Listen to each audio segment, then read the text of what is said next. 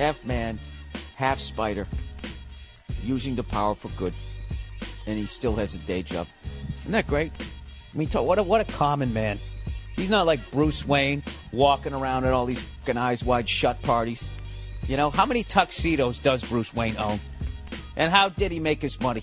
How much? What did he do? How did he inherit money when both his parents got shot in the alley? There, your parents got killed? Is that what the money he's spending? He's never working. He's always going over to the mayor's house. He's a fucking trust fund kid. Peter Parker still works for the school paper or whatever. Working for fucking Jameson, a guy named after whiskey. And I liked when he wore the black suit, too. I think that one looked better. And the suit started controlling him. I didn't like that. That made Peter look weak. You know, I'm in over my fucking head when I'm talking about goddamn superheroes here.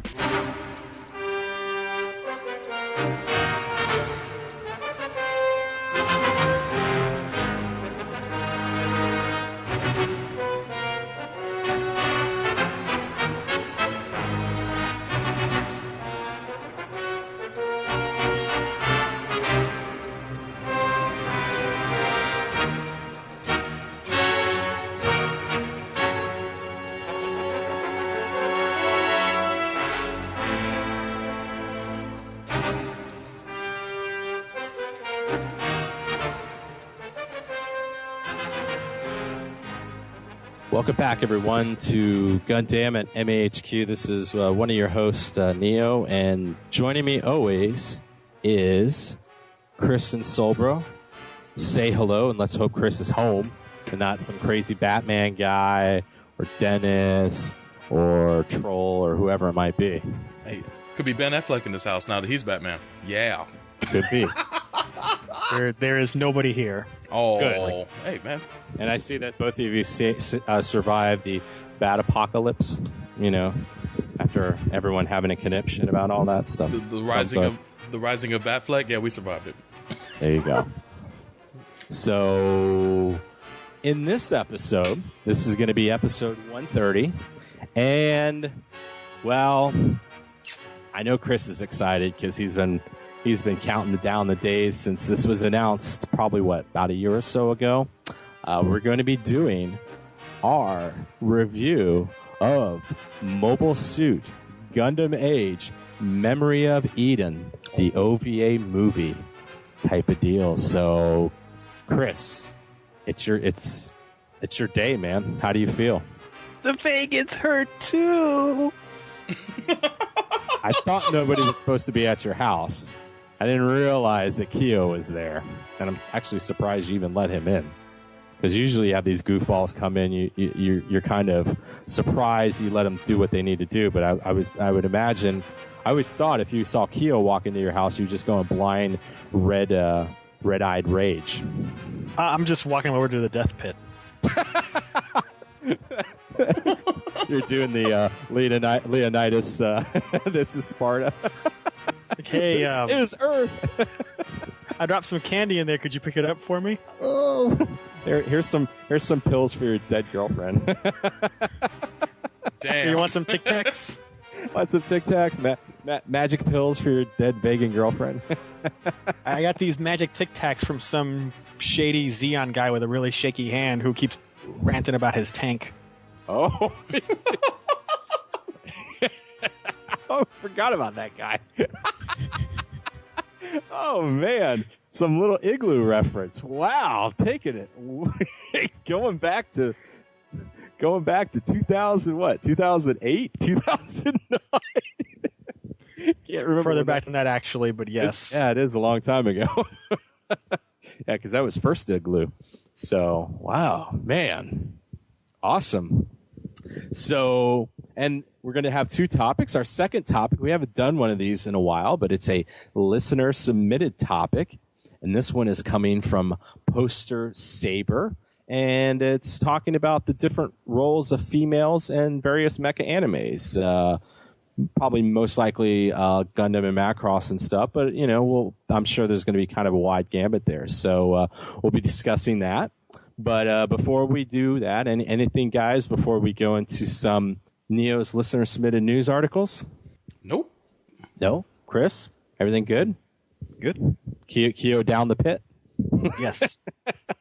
Didn't hear him scream, so I was just wondering. But all right. It's a long drop.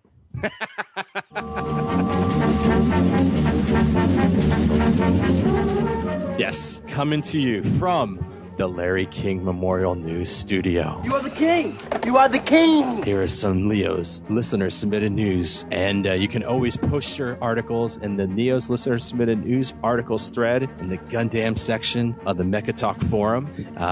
It's always going to be way above the Hopers and Dreamers thread. Thank God. Too much. Nothing against you, Soul Bro. But our first story of the day. Oh my God, you guys! I know I've sent you tomes, even though I know you guys will betray the humans. But I've sent you. I still sent you the tomes, and the first one here comes from Mechton GM, and this is a tomes clutcher right here. He's got a link. I guess some human collaborators at Michigan State University have designed a 3-inch, 1-ounce robot called Tailbot, and he can do some remarkable physical feats, and he uses his little tail to get things done. So once he grows bigger, he'll probably use that tail to snap your neck. So that's probably and he's the unprecedented. That's the first miniature robot capable of 3 distinct physical capabilities, namely running, jumping, and aerial maneuvering. So basically, it's going to be Soon to be added, murdering. well, it's going to be excuse me. It's going to be soon to be running with a bayonet, jumping down from the sky like a ninja, and aerial maneuvering will be bombing. And it's equipped with onboard energy, sensing, control, and wireless communication to allow for autonomous operation. Not a good day. Not a good day. So thank you, Mr. Mechton GM, for that submission. Oh, my God. And it just keeps getting worse, because the Foul Sorceress follows up with more. He has here a robot apocalypse alert. Oh, and shit. This is coming from, this is even worse. This is coming from Queen Mary University, or at the University of London, the Queen Mary's University of London, and they've developed some chaps over there have developed a comedy robot. Oh, yes, shit. Robot that does stand-up comedy. That's wild. Yeah, I thought that was Dane Cook, but they've actually made a robot like it. And, Will it kill you with bad jokes? I know Dane Cook will, but yes, and it says here, the Foul Sorcerer says it even makes an exterminate joke. This is no joking matter. When this robot is leading those miniature robots doing their bayoneting, their aerial maneuvering, and they're jumping from the sky and killing you like ninjas would. Not Hey, a good. folks, I just flew in from Albuquerque, and boy, are my servos tired. I just killed a bunch of humans, and boy, are my servos. I need some grease. Nice. No. Open mic nights will never be the same if you survive them. No. This is terrible or terrible, but as Charles Barkley would say. Indeed. So thank you, Mr. Foul Sorceress, for making me tomes. I got claw marks in the tomes at this point. I'm gonna have to buy new tomes to to have these things being able to read when the apocalypse happens, because if I keep going this way, these things will be in shreds. So Nice. damn you. So yes. Thank you for that. And the next one here comes from an evil Australian. And you think an evil Australian would be in line with evil robots, but he's not. He's just got a link here about the 2nd season of Majestic Prince is in the works. So I know you guys are excited, right? Chris, big fan of Majestic Prince? Never seen it? Seen it? Love it? Hate it? Never seen it. Yeah, there you go. What about you, Soul Bro? Well, nah. I haven't seen it, no. Why'd I ask that? So it's licensed. Sentai Filmworks has licensed the anime for digital and home video release in North America, and Crunchyroll's currently streaming the first season. And so yeah, it's going to be looks like the first quarter, year ending March 31, 2014 is when they're looking to have that stuff premiere. So probably first quarter there somewhere. So thank you, Mr. Vent Noir, for your submission. Oh, Vent Noir comes back with another one. And he's got a link here, and this is really cool. And all I'm going to say is there is in Shibuya, Tokyo, they got there's some pictures here. I guess they have the Gotcha Man live action movie suits on display. And I got to say, makes me want to be part of Gotcha Man looking at some of these suits. These are really cool. Ooh. So yeah,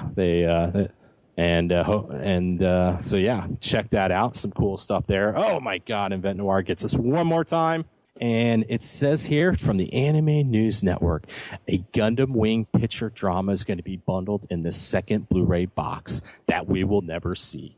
So that is the picture drama. That's not the worst part of it, though. Yeah, well, it's the second limited edition box set, and it's priced at 29,400 yen, which is it's a drop in the bucket. It's only $294 US, and it's going to include the Mobile Suit Gundam Wing Frozen Teardrop Picture Drama, an original drama CD called Blind Target 2, a 32-page booklet, as well as new audio commentary and other Blu-ray extras. Pre-orders of the box set will close on December 12th, and it will ship January 29th, 2014. And what is the worst, Chris? Did I hit it? No, you hit it. Frozen Teardrop would be the worst. Yes, there you go. And the price. That too. That too. So thank you, Mr. Vent Noir, for that.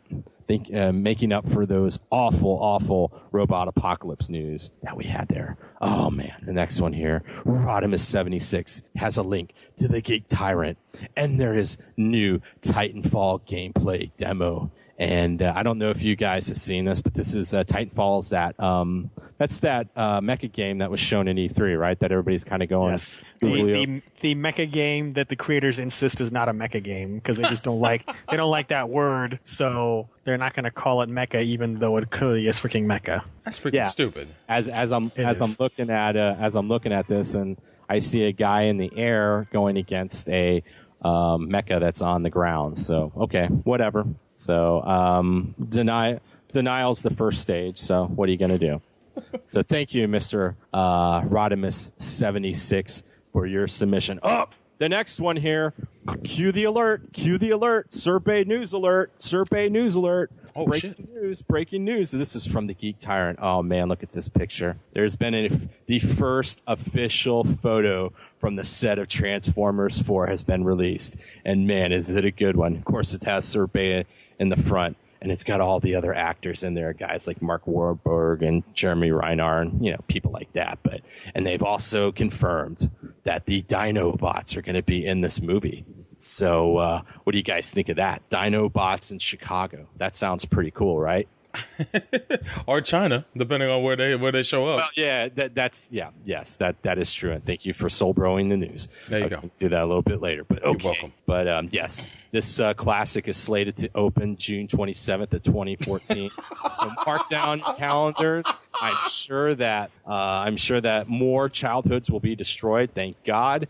And millions. Yes, the millions and millions of childhoods will be destroyed. And the next one here, oh my God, if one Survey news alert wasn't good enough, now we have two. And in a row, Silver August here has a link to Sabertron.com, and he's got some pictures showing people running in terror on the set of Transformers 4. So there's some pretty cool pictures there. Of course, we see Survey, barking out the orders and the commands for this amazing film. And then he's got more here. There's now another link to Sabertron saying Mayday, Mayday, news alert update. There's explosions. There's some Survey explosions and running caught on tape. So yes, if you're fans of the Survey explosions, definitely check that out. His final post here, if you didn't think that was good enough, and I kind of like this. I was already going to see this movie because of course it's Survey, but I guess there's some anti-robo propaganda in this movie. And there's posters. They're showing posters of hatred of the robots and stuff. Even though the Transformers, they're kind of nice, like the Autobots are and stuff, but the Decepticons are not. But yes, there's different propaganda posters that they're showing. Some of them are pretty cool, so definitely check that out. What do you guys think? Getting you more excited about Transformers 4? Oh man, the general should use this poster right here, the one that says hate and shows evil Optimus Prime. That's awesome. That should be his avatar, man. Yeah. I am kind of getting tired though of everything now being based off of that Barack Obama picture from a couple years ago. I guess the whole picture. Yeah, was that before he became president or when he yes, during his first campaign? Yeah. Yeah. So I'm a little tired of that because I'm kind of seeing it everywhere. But outside of that, yes, a good robot is a dead robot in my eyes. So thank you, Mr. Silvarks, for the survey news alerts, and thank you for the Maydays and news alert updates. You've done a fine job. I'm sure Survey thanks you in his own way with all the Victoria's Secret models in his house right now as he's blowing up things. Indeed. So, and they're blowing up things too. Yes. Well, he probably has them in bikinis actually hitting the triggers on things. All right, show this. The beach. Press that button. Yes. So thank you for that. Oh, anyone out there for a new car? Chris, Solbro, you guys in the market for a new car? I'm always in the market for a new car. depends on the car. Well, Bloody Knight here has a link to the Anime News Network. Oh, man. And it looks like, I think Toyota did this last year. Yes, 2012 at the Chara Hobby event. There was a Toyota Auris. Mm-hmm. That is, that's pretty close to Prius. Oh yeah, it might be the cousin. But there was a Char Custom Toyota, including the iconic red paint job, the Xeon logos, the blade antenna, things like that. Well, they've done it again. And the special package from Toyota Modelista International has this. And there's also a YouTube video on here voiced by Akeda, starring Akeda as Char, driving away in this Toyota because it's much more powerful than that Zaku 2. But this Toyota, it has a blade antenna inspired by the head antenna on Char Zaku mobile suit. An aero kit with a front spoiler with embedded LED light, side skirts and rear spats, rear diffuser, built-in muffler, hood ducts, rear and front and rear light-up Xeon emblems, which that's pretty cool.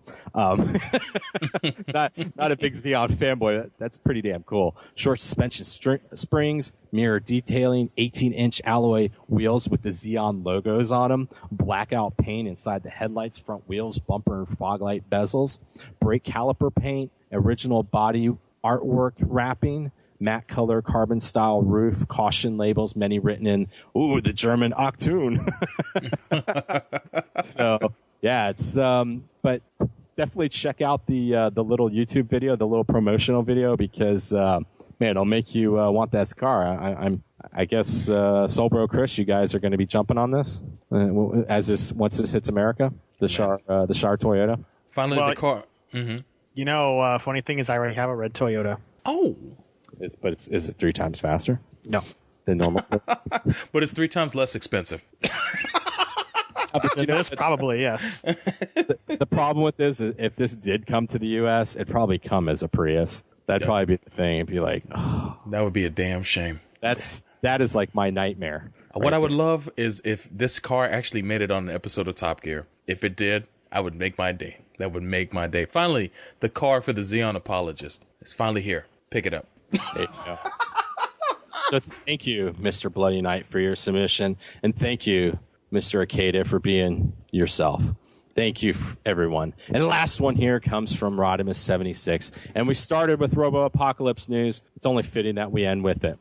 Oh, man. This is dangerous here. It looks like the Google. You know Google. You guys have probably heard of them, right? Little tech company, does a few things. They're looking that they may design and launch its own robo-taxi fleet of self-driving cars. This is not good. Wow. This is not good, because could you imagine when the apocalypse happens that you're killed by a self-driving Prius? There's talk about nightmare. I mean, if I'm going to fight the robots, it's like me against a regular robot. I'm not getting killed by a bunch of taxi Priuses. So, yes, it's I guess it says here that Google is reportedly in talks with a lot of the manufacturing giants regarding the possibility of doing their self-driving cars, a fleet of them. And I know they've been testing this stuff a lot, haven't they, Chris? I know you kind of follow this a little bit. They have been testing in states where it has been made legal, including, I believe, Nevada. So this has been going on for a few years. They've been kind of doing it quietly in the background, but this definitely is a step up from that. Yeah, it says it's just, I guess there's just all speculation stuff, but I guess Google's floated the idea of doing like a robo taxi fleet. So, which, I mean, well, what's interesting about that is, and this is getting a little techie, but I just saw a report last week that Google Ventures, which is their investment arm that invests in startups, is pumping $250 million into Uber. Oh, really? Uber? Yes. Yeah. That's an app for basically arranging for car pickup service. Oh, shoot. In various cities. So if you're looking at that sort of thing, it's like, so they're investing in that. That's a lot of money. Mm-hmm.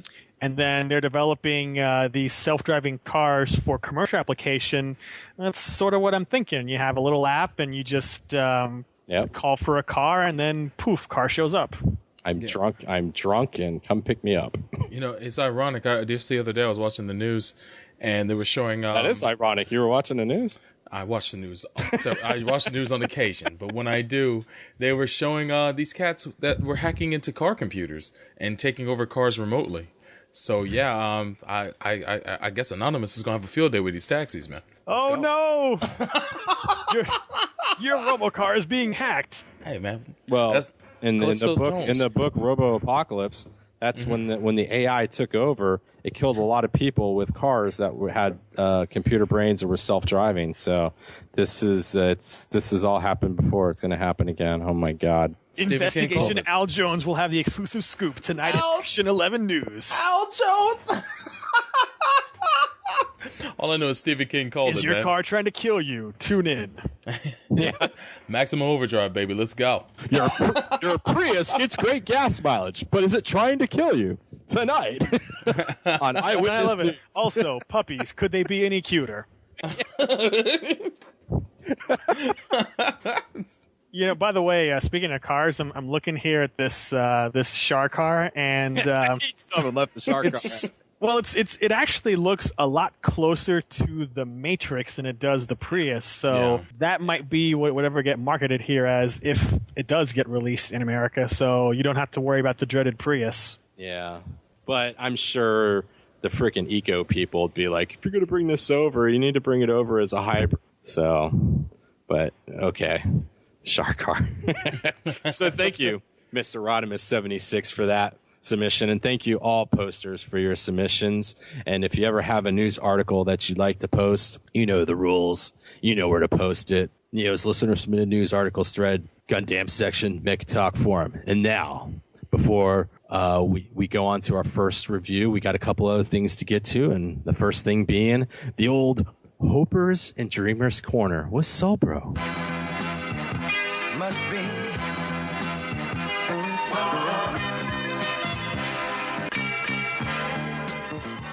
That's nuts. It's my turn? That's crazy. Well, welcome to the Hopers and Dreamers Corner. And I'm your host, Sober Ryu. And if you ever want to submit your hopes and dreams to this segment of the show, make sure to head on over to mechatalk.net, click on the Gundam forum, find a thread for Hopers and Dreamers, and submit yours. And our first hopes and... Well, actually, before we get to the first hopes and dream, I just want to apologize to those who we read... Retraction. Retraction. It was brought to my attention... This one. It was brought to my attention by one of our listeners, Silver_August. He wrote to me in the thread for last episode 129. He writes, and I quote, "Sobro, you goof," and he spells goof G-O-U-F, pun intended. You've got to check off the dreams you cover during Hopers and Dreamers, because you read my Digimon Hope now, and it's been crushed twice. It's no biggie though. The first time Chris wasn't on, so I guess it now can be officially be deemed a properly crushed hope and dream. But yeah, checklist. There you go. Done. I now have a checklist, and I know exactly where we left off, and that would be with PQ Comics. And he writes, "Hello guys, I have another insane dream.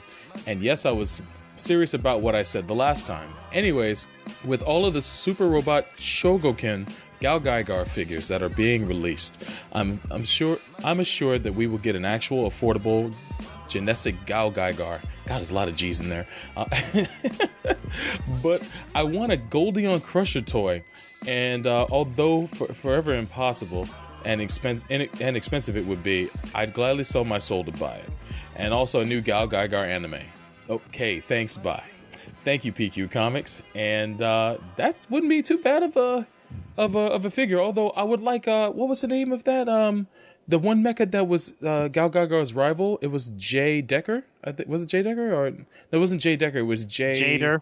Jader. That was it. Jader. King King Jader. Jader. Thank you. King Jader was the shit, and I would love an Uber version of that if I was the hope and dream for something. But that's a nice hope and dream. Chris, please destroy it. No. Hey, oh wow. Okay. Hey man, you got PQ Comics. You've got the rare occasion of Chris actually not wanting to destroy your hopes and dreams. He probably wants this stuff too. No, you misinterpreted. Oh, is it? Oh, no, as in never. Yeah. I don't feel too much hopiness in this, so I don't feel that I need to crush it that much, other than just a simple affirmation that it won't happen. Well, You're not indeed. opposed to it, but you know that it won't happen. Exactly. This is too much of something that could actually possibly happen, as opposed to some of the other ones that we'll get to today. Thank you, PQ Comics. Next up is and I love this name, Shazanoble, and he spells it SHAZNOBBLE. Nice, nicely done. And he writes, "I hope for more non-UC OVAs. UC has been basically completely mined for ideas.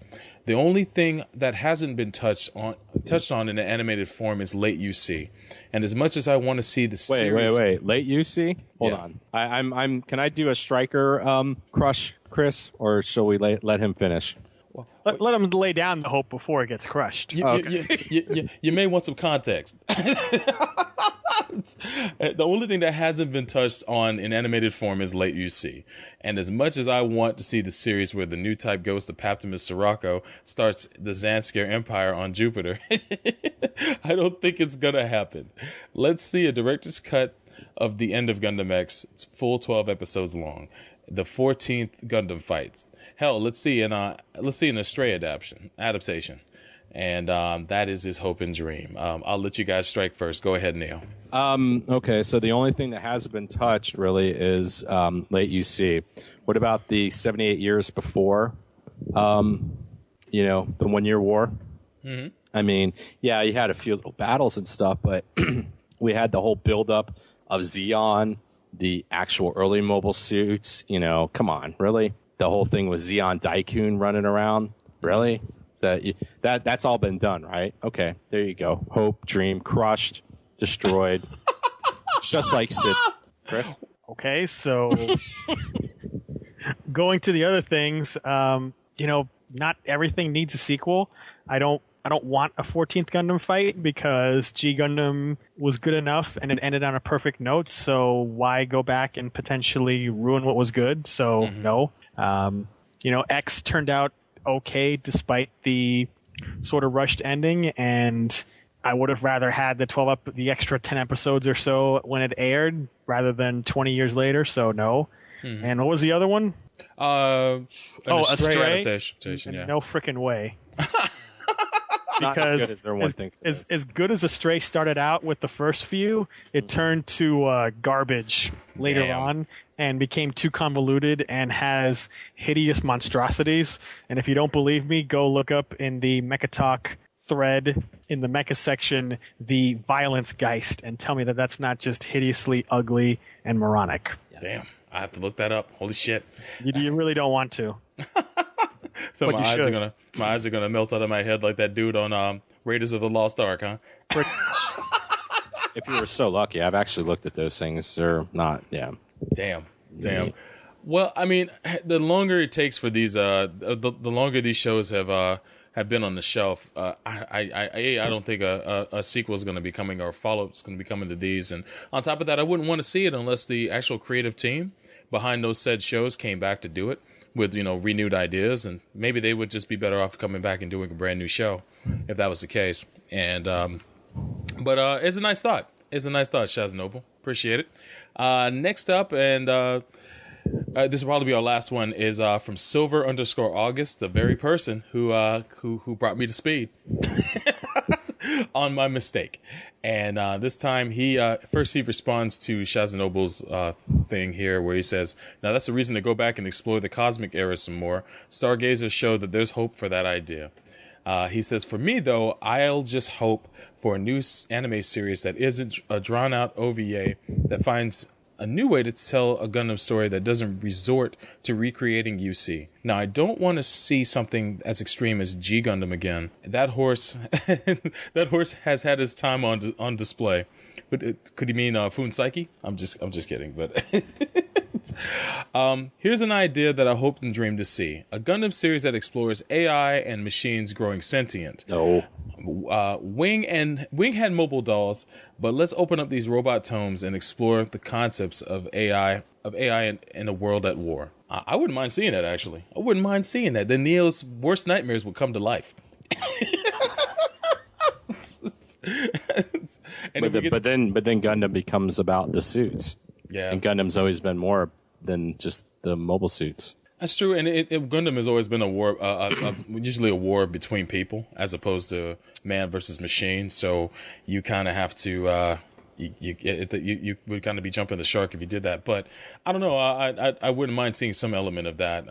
It's one of the story elements from Gundam Wing I did like a lot. So, Chris, any thoughts? As much as I would like to see different things, I mean, why are we kidding ourselves here? We know, and we'll complain about it every time it happens, as we should, but the whole point is to always recycle the UC tropes to hook in the kiddies. Yeah. They're not out to do original things. They're out to keep it the same as they can to lure people into UC. It's just the gateway drug. It's not meant to be something different than that. And I hate it every time they do it, but they're going to keep doing it. So let's not bother with this. Oh, let's do some radical crazy idea. That's not the point. That's not the point.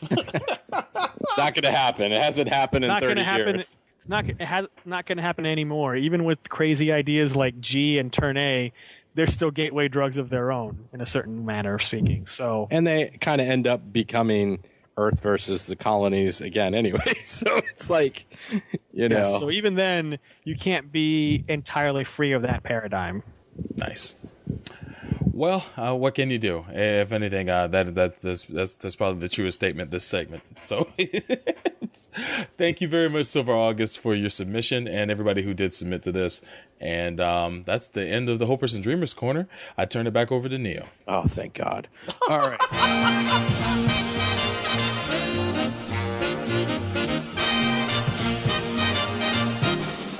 Chris, is there any old-timey drama ready for the old-timey drama hour? There actually is. Oh, all right, shit. Got some submissions in. Let's do this. We got two, which of course you can drop into the old-timey thread. The first one comes from the Foul Sorceress. So here we go. Join Mr. Mark Twain, a.k.a. Samuel Clemens, and Mr. Nikola Tesla, a.k.a. the Master Lightning, in a white-knuckle thriller as they save the very world. Not recommended for the soft of the sissy, the weak at heart, or the dull of mind. The Five Fists of Science, Twain, Tesla, America. You cannot spell action and adventure without T and T. I want to see this. I want to see this after that rendition. Sure. And we have another one from Yokozuna Bulldozer, and this one goes: introducing the LBX, the little battler experience full of wonderful, timeless fun. Just snap the core skeleton together, dress it up with your favorite armor frame, sync your CCM, and you're ready to rumble. Battle your friends, battle your rivals, maybe even save the world. With customization options endless and skills that pay the bills, this is one experience you won't want to miss out on. LBX, it's the little battle experience that could. Available at all hobby stores and toy stores near you in the somewhat distant future. Awesome. Still, my vote's still for the first one, though.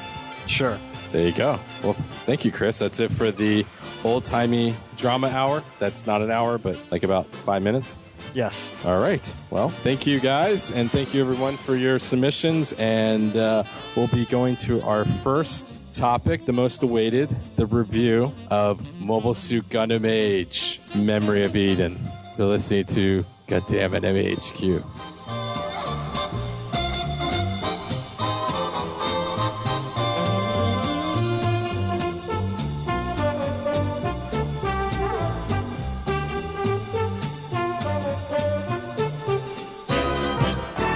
In a world where podcasting is king, you are listening to Gundam at MAHQ. What do the Anime Addicts Anonymous hosts think of My Little Pony? If you're a dude older than 12, you really should not be watching My Little Pony. And if you are, go eat some chicken wings. Anime. I'd rather watch the Smurfs. Smurfette was hot. Addicts. I'm pretty sure I set a few My Little Ponies on fire when I was a child. Anonymous. No, that's cool. I'm just saying that, like, My Little Ponies burn real nice because they're made of plastic. Podcast. Visit us at AAApodcast.com, iTunes, Facebook, and live from Japan on Ustream.tv. Greetings, I am Andrew Cook, the host of Pretentious Internet Theater. Each month, I bring you the finest in literature that internet fan fiction has to offer. Join us, won't you? At tinyurl.com/pitpodcast. Remember, there is much drama on the internet, but only the best makes Pretentious Internet Theater.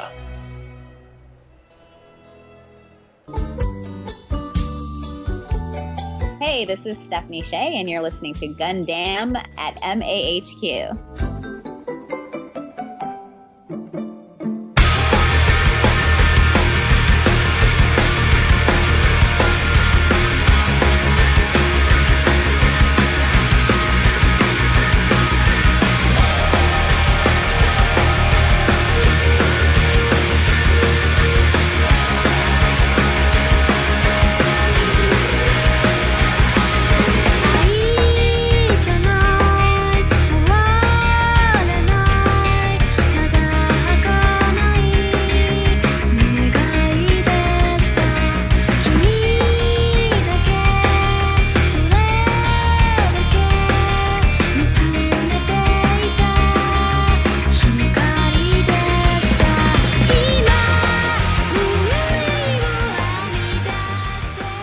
Welcome back to Gundam at MAHQ, and we're going to get into our review of the OVA Gundam Age Memory of Eden.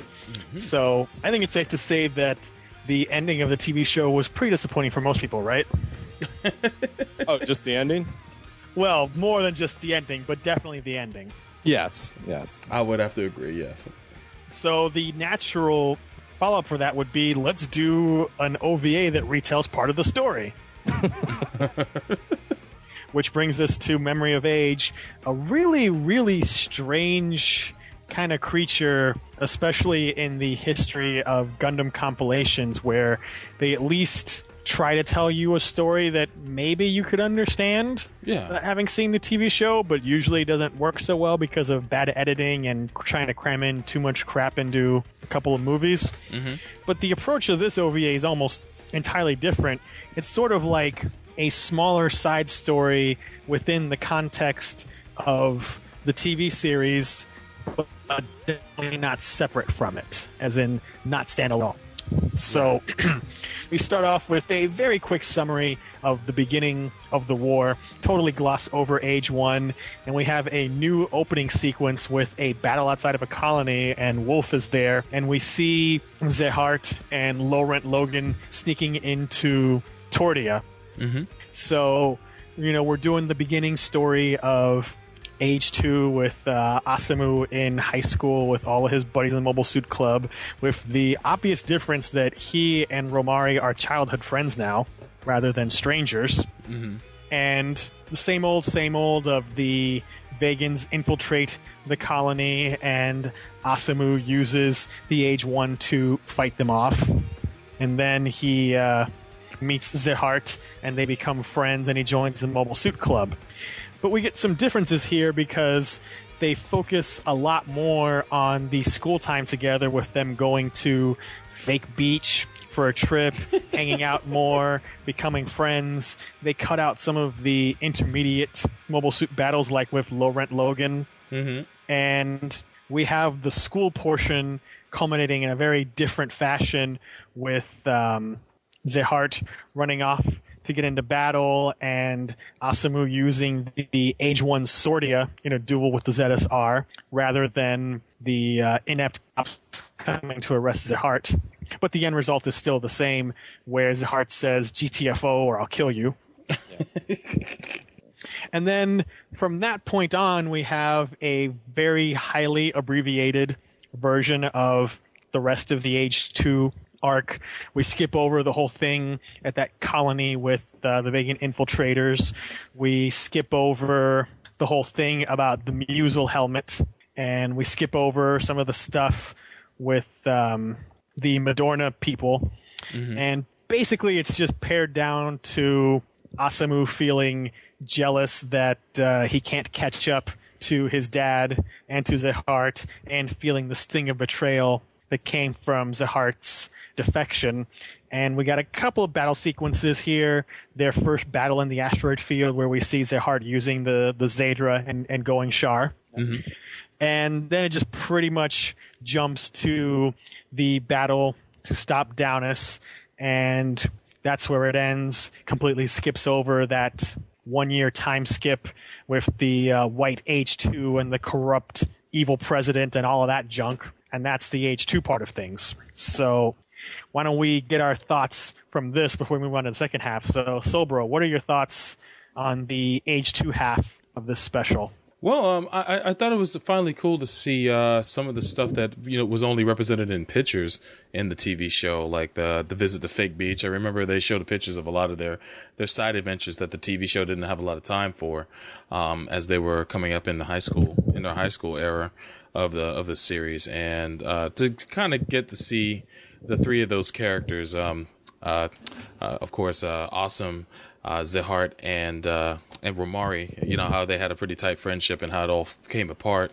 It was a nice little study on seeing how they bonded together, and then how the tragedy of war just ripped them apart, and reliving that in this. One of the things that threw me off was a lot of the differences, especially I was hoping to see kind of like a redone moment of remember the scene in the show where Zehart was discovered at the graduation? Yeah. And there was a whole dramatic scene there. I was kind of hoping they would actually revisit that, but they didn't. They just decided to just skip past that instead. That's a pretty dumb scene, so I'm glad that they cut that out entirely. I like that Space Logan was there with the gun, man. He came to save his boy, man. It was corny dramatics, but I took a shine to that scene. I guess I'm alone, but but all the same, the moment where with Zehart and Awesome.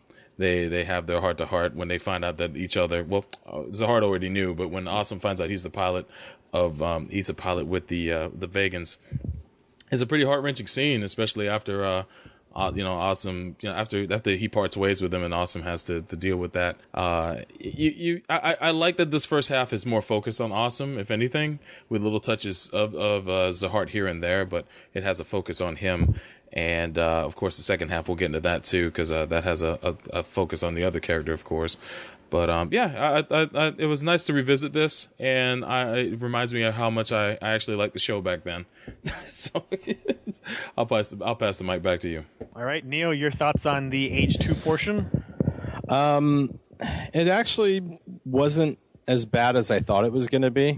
Like Soulbro, I actually did kind of get caught up with the school scenes and seeing that, and I actually was a little taken aback towards the end when it went into some of the battles and stuff, because it was just having me go back, revisit something that I've already visited, and just that wasn't as, it looks prettier and stuff like that, but I was just kind of just there. I mean, it was just, like I said, the the whole thing with like the tournament and some of the things going on, and kind of developing their the Romari, Asamu, and Z-Heart's friendship makes it a little bit stronger. The fact that there feels like there was so much betrayal later on in the show, and then later on even in the OVA. So you kind of get that. But yeah, I mean, I actually thought that was the highlight of this episode. So yeah, that's about it. All right. Well, I definitely think that by focusing more on the school stuff, showing us some new things there, cutting out some of the intermediate battles, it really does develop that friendship more so that you can feel that sting of betrayal much more deeply when it happens compared to the TV show where they basically spend like one episode as friends and then it's like, oh, you betrayed me, my close friend, how could you? Yeah, definitely. It feels more real here. Also, another thing that I noticed was that after that first battle is when Z-Heart enrolls in the school. So you really get the feeling here that he is specifically in the school to observe Asamu. Yeah. Keep an eye on him. Yeah. Whereas the TV show just kind of gave you the impression that he was just there randomly as a spy and just happened to cross paths with Asamu and get reeled into his life. Mm-hmm. And it also showed what, and you might be speaking, and I don't mean to soul bro you, but I also get the feeling that you can see kind of the inner conflict with him a little bit more of like, yes, he actually enjoys school. He's actually enjoying hanging out with these people and doing all this stuff. Yeah. But yet he's got that freaking maniac that he's following. So we did have that in the TV show, but it's a little bit more pronounced here that he finds himself taken aback at getting used to this comfortable lifestyle, and how he says that if things had been different, we could have still been friends, all that sort of stuff. So it does develop their friendship a bit more so that you really feel, that hesitation on his end and also the anger on Asamu's. Some other things. Boy, if I didn't think Romai was already a pretty stupid character, boy, is she definitely the stupidest now of, I have to go save the pictures. Our memories are burning away. Even though everything was on digital copy. Even Asamu was like, this is all on digital copy. So. God, she is so stupid. So freaking stupid. And this just makes her even dumber. Damn. Yeah. It also was cool to see the Sordia parts, which previously had appeared in the PSP game. So that was a nice thing to have in full scale in animation and see Asamu use that to fight. So that was a nice touch. Some kind of strange editing choices in terms of the moments they chose to include, given how much they were cutting things down.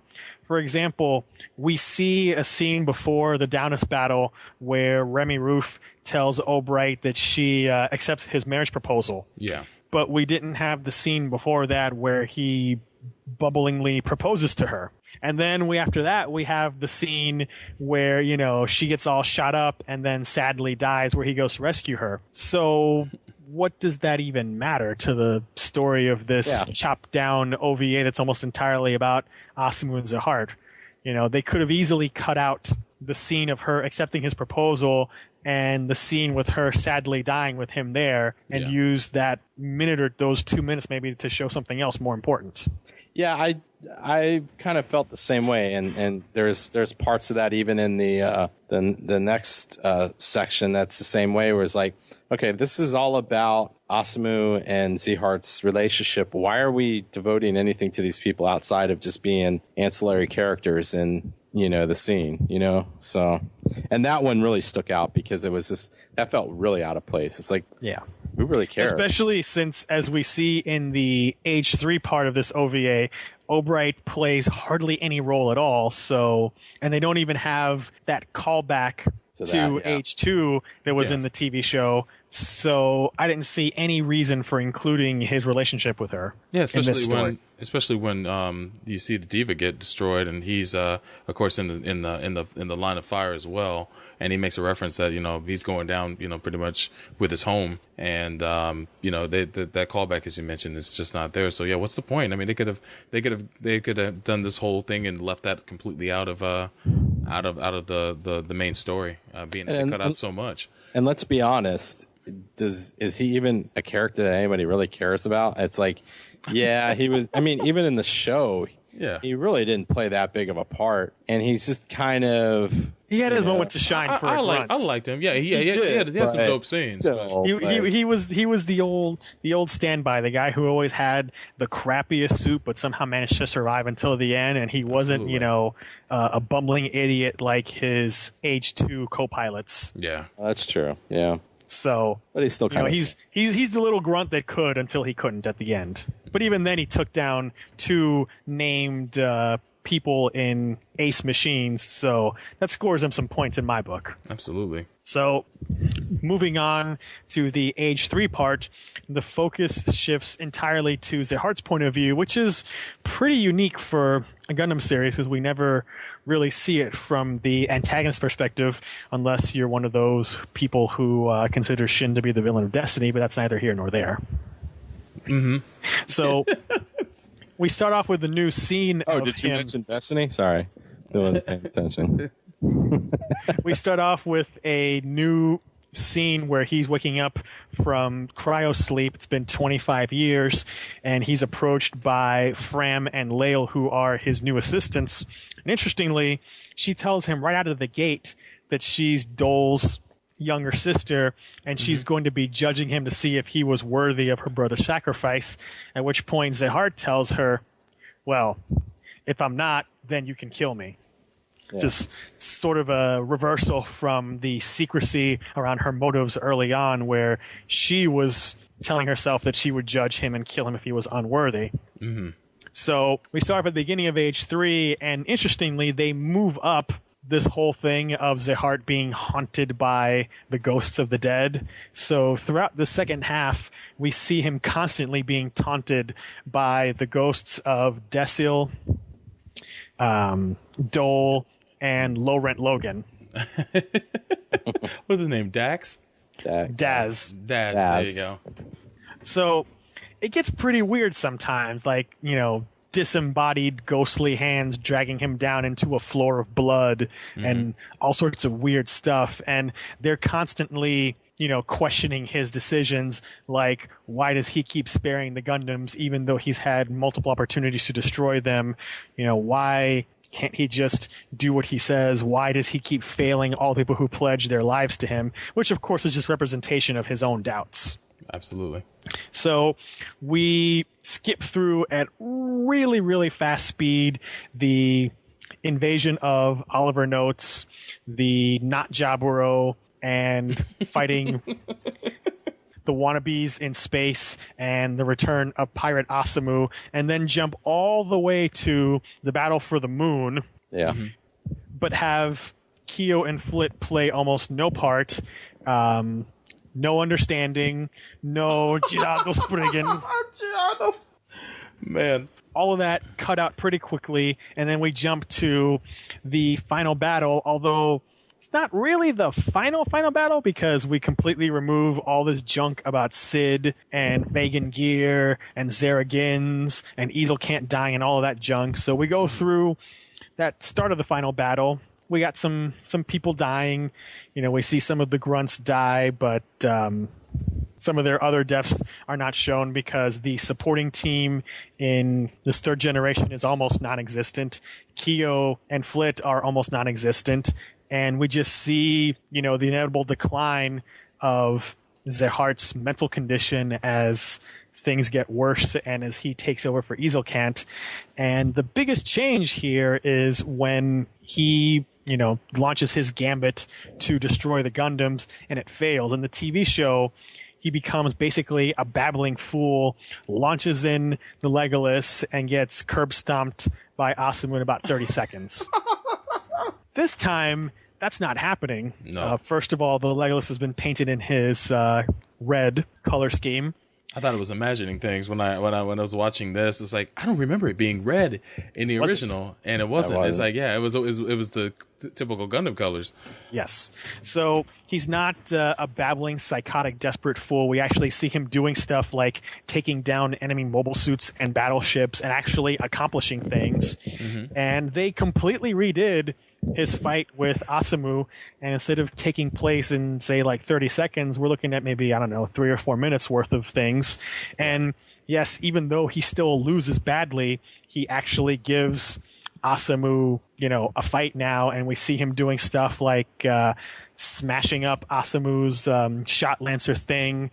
At one point, he slams up against a battleship and tries to rip open his cockpit, and Asamu has to use the blinder flasher to get away. So it's actually a much better fight, and you got some good background music that gives it that appropriate feeling. And this is the battle we should have gotten but couldn't because the storyline was so rushed and they wasted so much time on completely unimportant characters like, say, Gerardo Spriggan. Yeah, absolutely. And the interesting part, aside from that, is his death scene, which they've completely expanded upon. And this also takes about an extra 3 or 4 minutes compared to the TV show. And that is a completely new conversation between him and Asamu, where he gives completely different motives for why he did everything that he did. And it actually sort of makes sense for him now. So in essence, what we have is that because he feels the weight of all of his dead comrades upon him, he feels that he has to keep fighting so that their deaths weren't in vain, and he has to carry out their wishes, even though the future he's fighting for is not the future that Ezelkant wants. Yeah. And he does this even though Asamu points out, you're binding yourself to the wishes of the dead people, which means killing even more people. How does that make any sense? But, that's the way that people think. If you look at, wars that become quagmires like, say, Vietnam, where the idea is sort of like we've lost so many people that to make their sacrifices not be meaningless, we can't just stop fighting. We have to fight more and lose even more people. Yeah. So it's not surprising that Zehart falls into this trap. And, in the end, it sort of wraps around that even though he wasted, his life with this obsession of carrying out the wishes of the dead, and despite everything that happened between the two of them, Asamu still considers him a friend and says, hey, all those times that we had together, good and bad, they won't disappear. They'll always have high school. Yes. And then at that point, Zehart happily dies and the war ends. So, Neo, your thoughts on the Age 3 portion of this OVA? This was the mess. It was just all over the place. Yes, the final battle between Asamu and Zehart was a great battle, but there was just a lot of stuff going on. I hadn't seen Age since it premiered, and which wasn't too long ago, and I was still a little lost. Just a lot going on. It was interesting to see Zehart be a little. You almost kind of pity him because he's carrying all this burden of all these people. But then, it's like, once again, he says kind of stupid things. It's like, well, I've been, you've been fighting for this madman, this maniac, and you find out that, what he was saying, he was misleading people to begin with. But then you're still fighting because if you don't, that would dishonor the people that died for this man's cause. It's like, but they died cheaply anyways. They followed a man who was willingly lying to them. Granted, they didn't know, but I just couldn't. I can't fathom that reasoning where it was like, I got to keep fighting because it dishonors all the people that died in his name, even though I knew what he was doing was wrong, and he was just. Well, it's sort of it's just he just feels colossal guilt over their deaths, so he's built up this idea. He just has massive layer upon layer upon layer of guilt that he has to keep carrying on in their name, even though it's all for nothing because what they fought for and what he fought for is not what their glorious leader wanted, but he's got so much blood on his hands that he feels he can't turn back because to do so would waste all of their sacrifices. So, I can sort of see how, it's not supposed to make any logical sense, but, it's that survivor's guilt that he feels over I understand that, being the one who's left behind. But then again, it's like, I don't know. I'm just kind of looking at this and I'm like, okay, I understand the survivor's guilt, but yet all these other people are dying in front of you right now. And there's deaths you probably can prevent during this battle if you were just smart. It's I don't know. And I know it's because he's a weak, he has weak personality when it comes to certain things. And he's also not a very good battle commander. But he just keeps failing upward because he's Ezelkant's special boy. He's a good pilot, but he's just an awful commander. Yeah. It is, that, and that's obvious throughout this whole thing. Flit not being there, he was just like a speck. I think you see him maybe, 3 or 4 times, and I can't really remember him saying anything I don't even know if he does say anything at this point because he's old man Flit. The only time you basically see him is on the bridge. He's on the bridge of the Diva when he realizes that the Vegans are going to shoot the fleet, and then shows up one more time after that. Yeah, and the Age, he shows up in his Age, as Age Gundam as well. Yeah. So, and that's towards the very end of the conflict. So, and that was nice to see because you see like a 65-year-old man in like a 50-year-old mobile suit still kind of getting them some. Oh yeah. But the greatest part about this, very little Kyo, like no Kyo. That's why little bastard says barely more than 5 words, which is such a blessing. That's why I can't really. That's why I was able to enjoy this a little bit. Granted, it was a breakneck speed, and I was still having issues with some stuff. But the fact of that, he was just such a ridiculous character and his motivations and his thinking and everything like that, and I didn't have to deal with him, made the dread that I felt before watching this go away.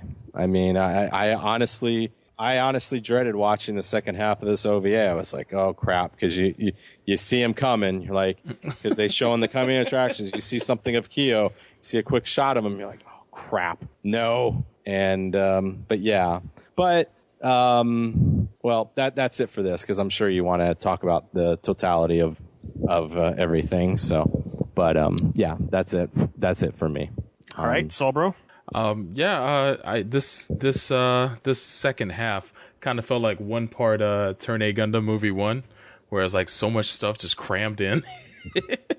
But the last part of this felt like Gundam Seed Destiny Final Plus, where you had all these fights extended, especially the fight between Zahart and Awesome, and to finally see them fight toe to toe, and not Awesome hand Zahart his ass was a nice revisioning of that end fight. I love the level of animation that's in that fight alone is well worth the price of admission, especially since they hash out their differences at the end of the conflict and have that moment, man. It's pretty touching when Awesome tells Zahart that you're still my boy.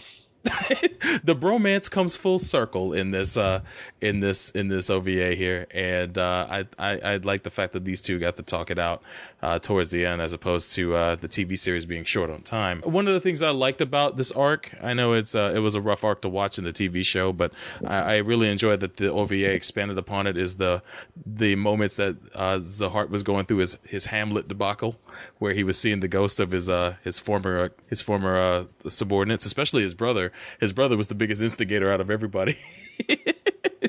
Dessel, he seemed to be more effective in death than he was in life, especially as his brother's antagonist in the afterlife. So I like the moments that they shared in those moments. But yeah, I thought for what they had to cut out, I thought it worked. They did skip a lot of things, and we didn't even get to see Sarek Albus in this. They completely removed him from any scenes in this. The the homes of the battlefield, man. We didn't see, did you guys see him in this? He showed up, but we didn't. I don't even think we saw him die. Holy shit! Yeah, it's like I was looking for him, and I must have blinked because Yeah, I don't think you see him. I saw some of the scrubs, and I know he goes out in the TV show in a long extended scene. So I know they didn't have time to show that's all it. Cut. I mean, yeah, there's no reason for it to be there, but I thought we'd at least get a glimpse of him, and we didn't. Well, we did, but I missed it. So shout outs to me.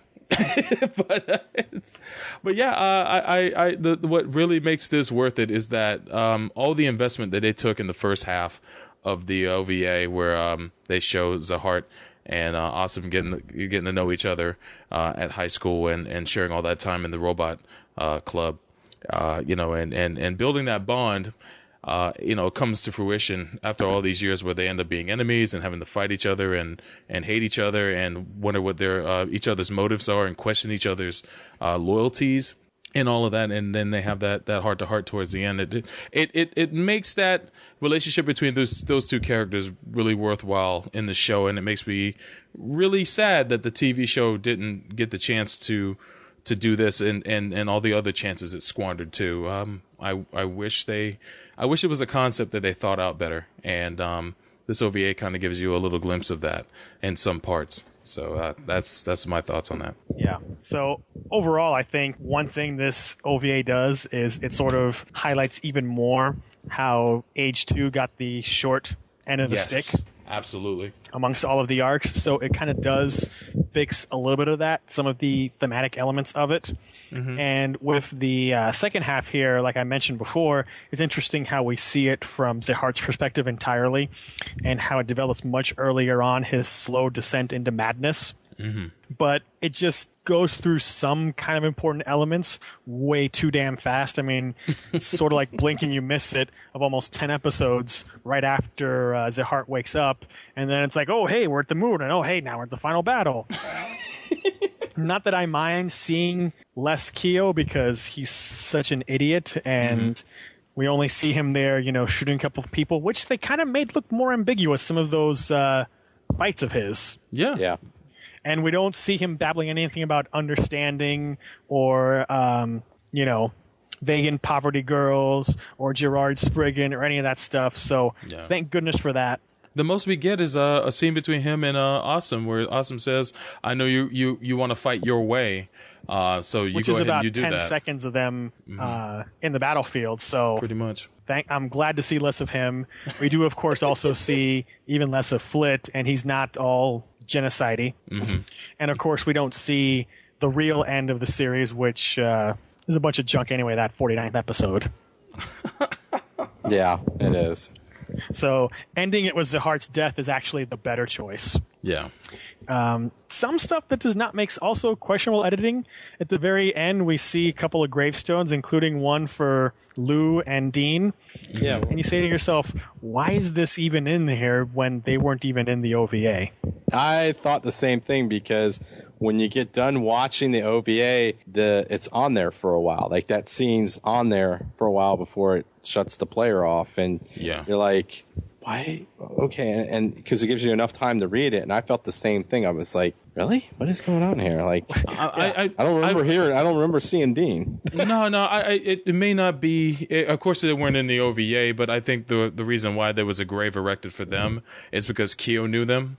So as his dad erected a grave for Zahart, he erected a grave for them. But it makes no sense in the context of the OVA because you never even see. It's like, who the hell are these people? Here's the bigger question: how the hell did any of them know Fram? That's what I'm saying. It's like none of them really met Fram except for maybe Kyo in a new type moment, and that was it. Like Fram was completely on the opposite side, so how would he even know to add her name to the headstone? Period. So that's another thing that I saw there. He fought her a couple of times. Yeah, I do remember. That's right. Awesome did fight her a couple of times. That's right. No, Kyo fought her a couple of times. Kyo did too, but Awesome did kick her a couple of times too. Yes. Yeah, I don't get any of that stuff, but it definitely moves through a clip just way too fast for some of these things, even when some of these cuts are beneficial, like the whole Mars arc and, most of the moon stuff with Gerard Springin and all of Kyo's peace junk and these BS ending, but it's just a little too clippy to function effectively as a standalone story. And one thing that I come away from watching this is that even as it fixes some of the messed up stuff, like that last fight between Asamu and Zihart, it just re-emphasizes the broader failures of the TV show. Yeah. Right. Because if anything, this OVA really proves that the third generation was completely unnecessary and was just way too much material to cram into 49 episodes. And I go by it again, what I said earlier. This show really should have just been the first two generations, because the most compelling story out of this series is Asamu's story, because he's got these dual flawed motivations of rage at the betrayal by his friend and jealousy over his friend and his dad's special powers that he lacks himself. Yeah. Yeah, because I always thought that was good too, because it's like his dad was the Michael Jordan of, Mobile Suit Pilot. Everyone knew him, and yet, it's like, how can you ever live up to that? And you could tell that Flit's not having him do that. He just wants him to protect himself and what he feels important. But yeah, I always felt like he was the more important, the more interesting one, because then you have his son who's just completely misguided and just a complete mess. And that's the more interesting story. So I really think Age should have been just the two generations, balance out the episode count. And I would have really liked to have seen in the show, as a side note, what fans have dubbed the Generation 1.5, which is the missions from the PSP game, where you see Flit in his early 20s still fighting the Vegan and developing new wear parts for the Age 1. Yeah. Would have been a better transition than just the, really rough, Age 1 to Age 2, one episode to the next. So if they'd done that and then just had everything, work out in two generations, I think we would have had a much better show, but alas, we do not. Yeah. So going around the table to wrap things up, our ratings. Sobro, what do you give this out of 5 whatever? I would I'd give this 3 burning pitchers out of 5. Oh, you stole mine. Did I? Yes, you did.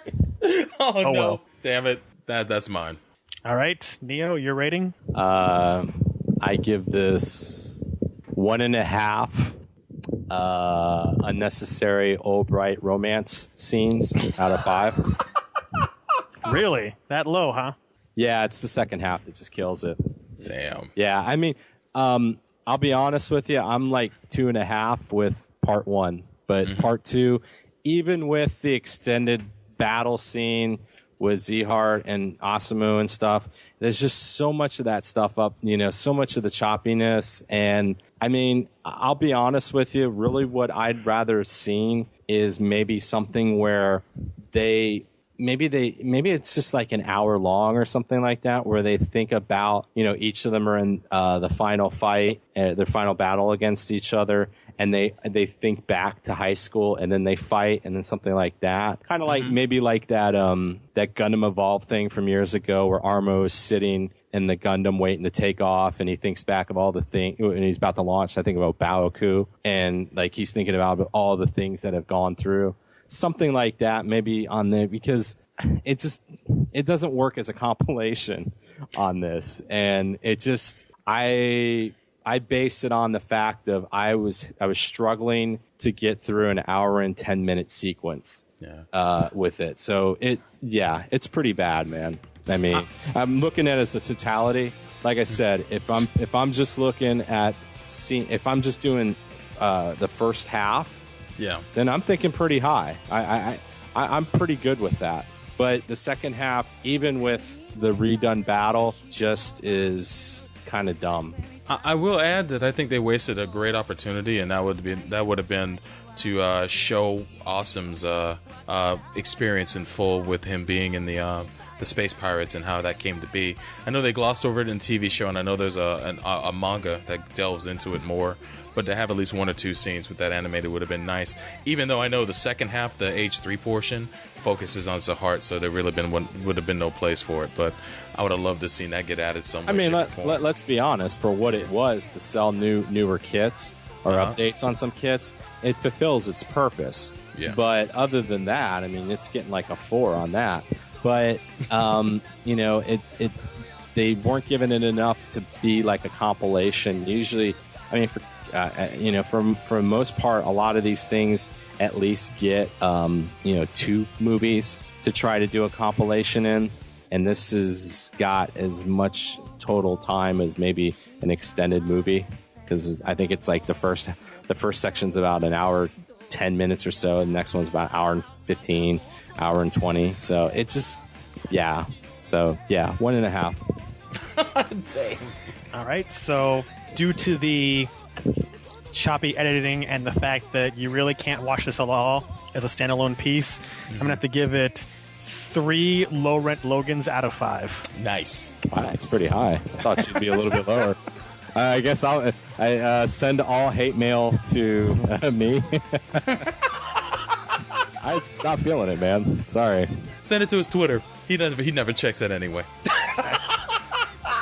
So with that, hopefully this will be the last time we ever talk about Gundam Age in an extended fashion. Nope. That's funny. You give this a pretty decent rating, but then you're like, I hope I never got to deal with Gundam Age ever.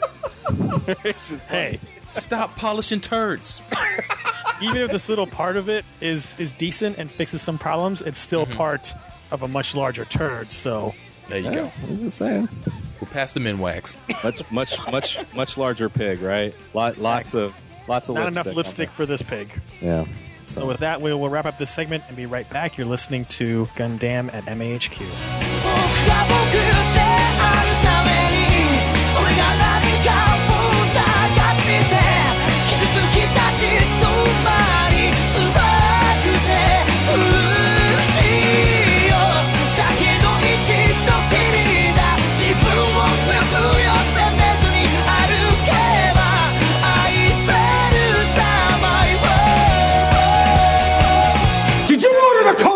Goddamn right I did! I can't believe Game & More gave Gears of War 3 a 9.4. Ugh, those guys have rocks in their head. It clearly deserves at least a 9.6. Bro, why do you even care? Modern Warfare 3 is a far superior game in every way. You guys are still playing with your consoles? You need to fully immerse yourself in true PC gaming. Are you sick of nerd ragers making you feel like your games don't matter? Or do you feel like professional game magazines have sold out and only cover major releases? Sure you are, so join us here at secondopiniongames.com and let us make your video game conversations fun again. Our main podcast focuses on all gaming news, big and small. And don't forget our other podcasts where we talk about video game collecting, fighting games, the best games you never played, and other just mindless and mindful ramblings that entail what our main focus is. Let us be your first stop in Second Opinion. So stop by secondopiniongames.com. You can also find us on iTunes and Stitcher Radio. In a world where vivid flashbacks can strike without warning. In a world where a submissive adolescent must pilot a giant humanoid robot to save humanity. In the same world where a two-legged quadruped can run leisurely at the speed of sound with the aid of jewelry.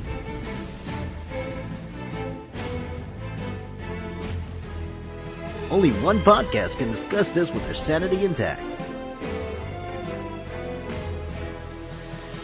And this is Not That Podcast.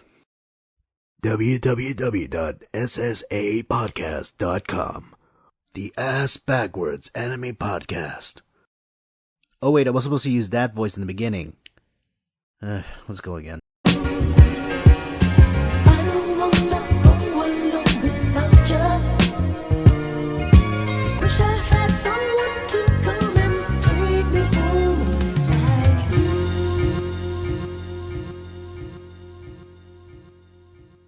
Don't talk down to me like I'm a kid. I totally dig being on my own. Plus, I can eat all the pizza I want.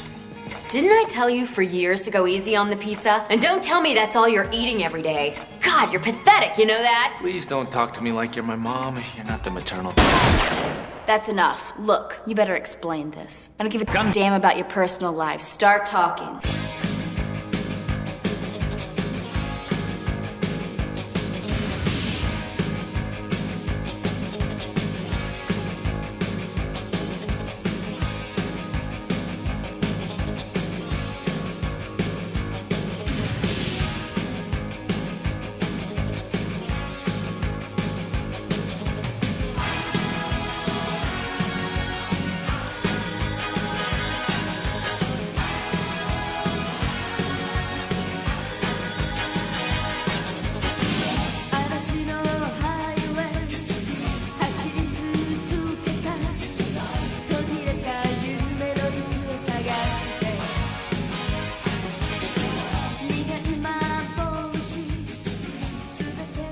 All right, everyone, welcome back. This is the second segment of episode 130, and we haven't done this in a while. I can't remember. Maybe Solber remembers the last time we did a listener-submitted topic. I really can't remember. I know it was quite a few episodes ago. So, turn of the century?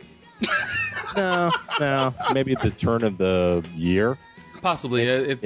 It's been a good stretch of eps. I know Chris usually blocks us out with alcohol, so he probably doesn't know. Sweet. But I don't care. Where's the detonator?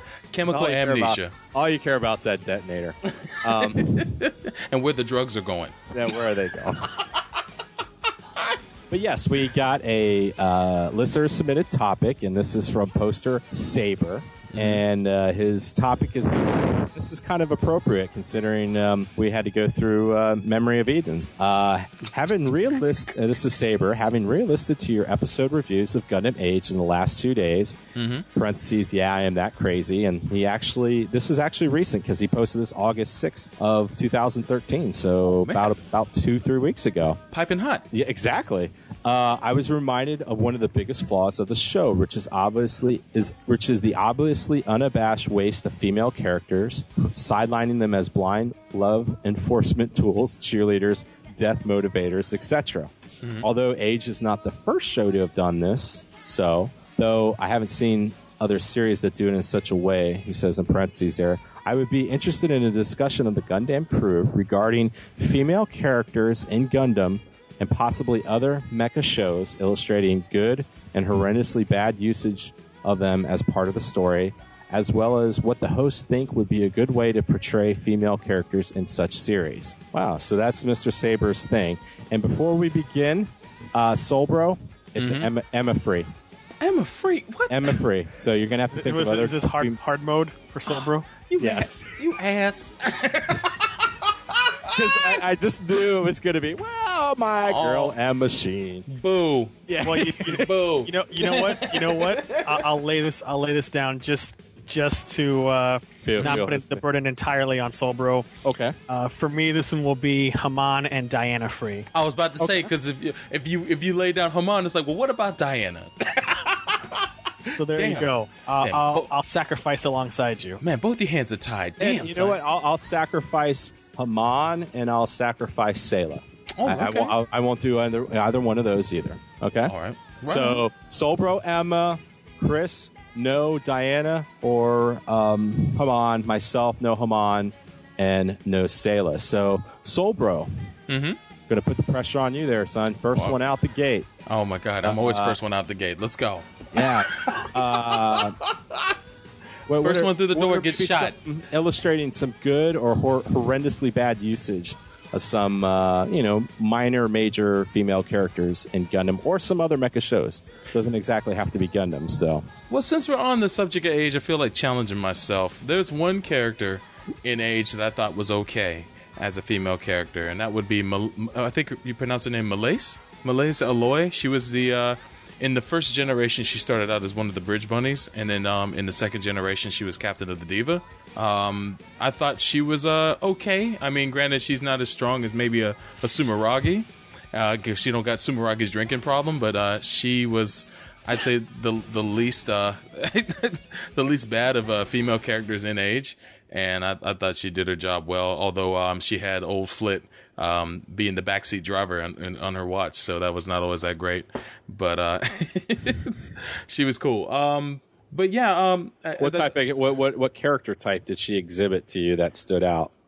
She was kind of like the big sister in series 1, and she's kind of a mother figure on board the ship, and the leader type, of course, in series 2. So for Age. So, and I broke down some of the character types. Like you have in some shows you have the mother characters, and you have the big and little sister characters, the leader, the shrew, the harpy, the irredeemable villainess, the warrior, the sexy girl, and the manic pixie, which there's plenty of in Gundam series.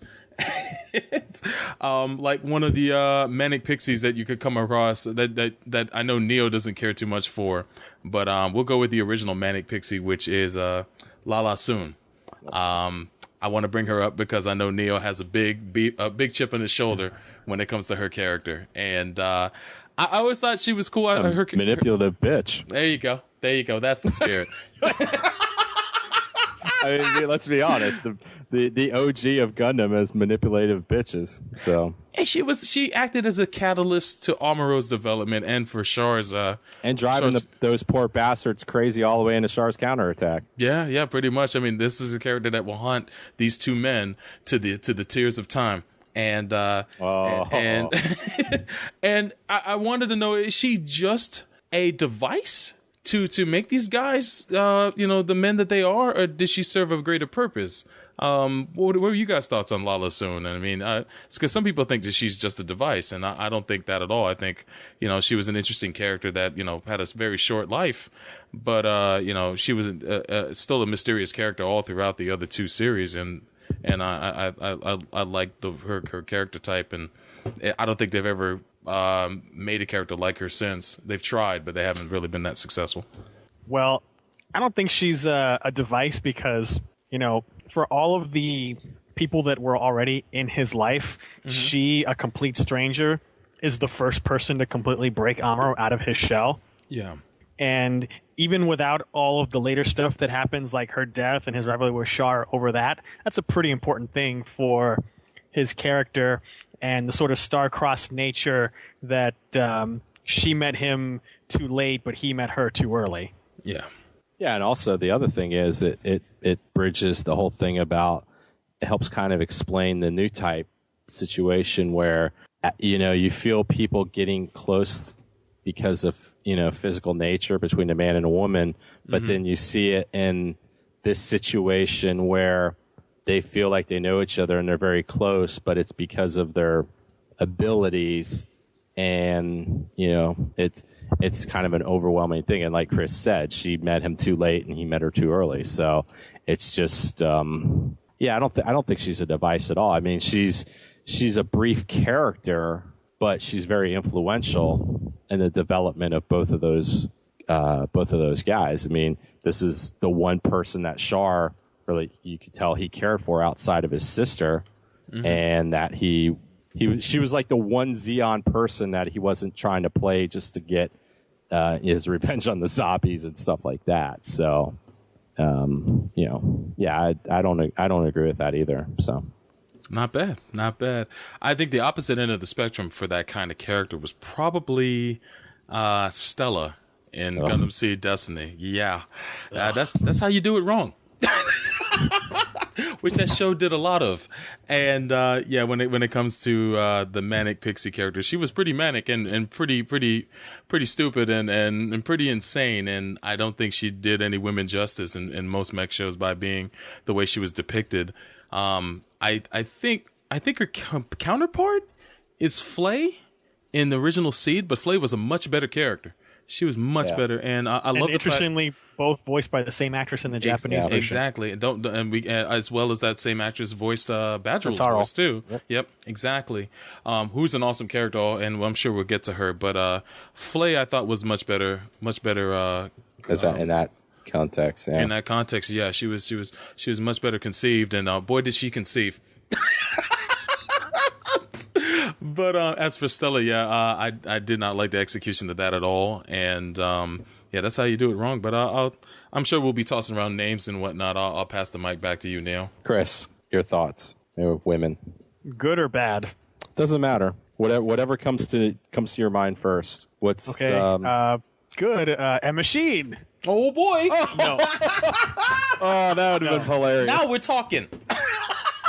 No, but you can't I'm answer just- to that. I'm Sobro. just trolling you, Soul Bro. Damn it! No, I'm gonna start with bad, and I think we know who I'm gonna start with bad here. Mm-hmm. Oh, maybe we should have put that. Oh yeah. Oh yes. Her name rhymes with Fina Spurpleton. Oh, I that's why I left her on the table for you. Oh yeah. I mean, what more can be said about Nina Purpleton that I haven't already said before, other than, she is bitchy, jealous, manipulative, just every sort of bad thing that you would not want to encounter in a human being, period, not even a woman. Wow. Yeah. And just a mess of a character, not very compelling, and don't see why anyone could ever fall for her. Well, I mean, her writing especially after you get shot by her. Wow.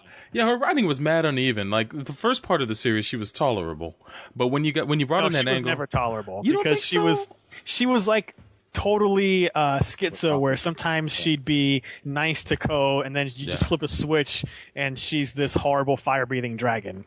Yeah, but I mean, she became nuclear when the whole Gato storyline kicked into place, where she had a relationship with him, and that shit came out of nowhere. And But even before that, the whole scene where he's fumbling and trying to ask her out to the movies because he's got the tickets that she sees in his pockets, and he's like, but there's a problem with the Gundam, and she's like, oh yeah, well blah blah blah blah blah, and then she turns into a bitch. It's like, just a horrible person. Yeah. I agree.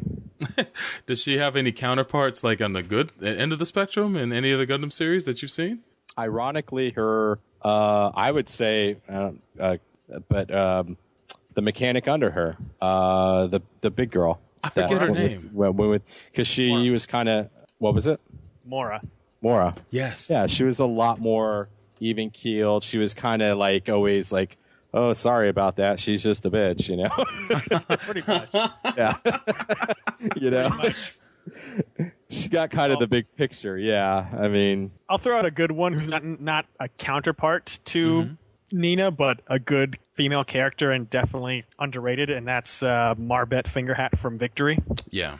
And her space baby. Because she is a compassionate person, and one of the things that you see from her that's pretty rare in all these Gundam shows where you have all these teenagers running around in Gundams and mobile suits is she consistently feels this guilt about, hey, we need these kids to fight because they have these, this Uso's got this new type power. Yeah.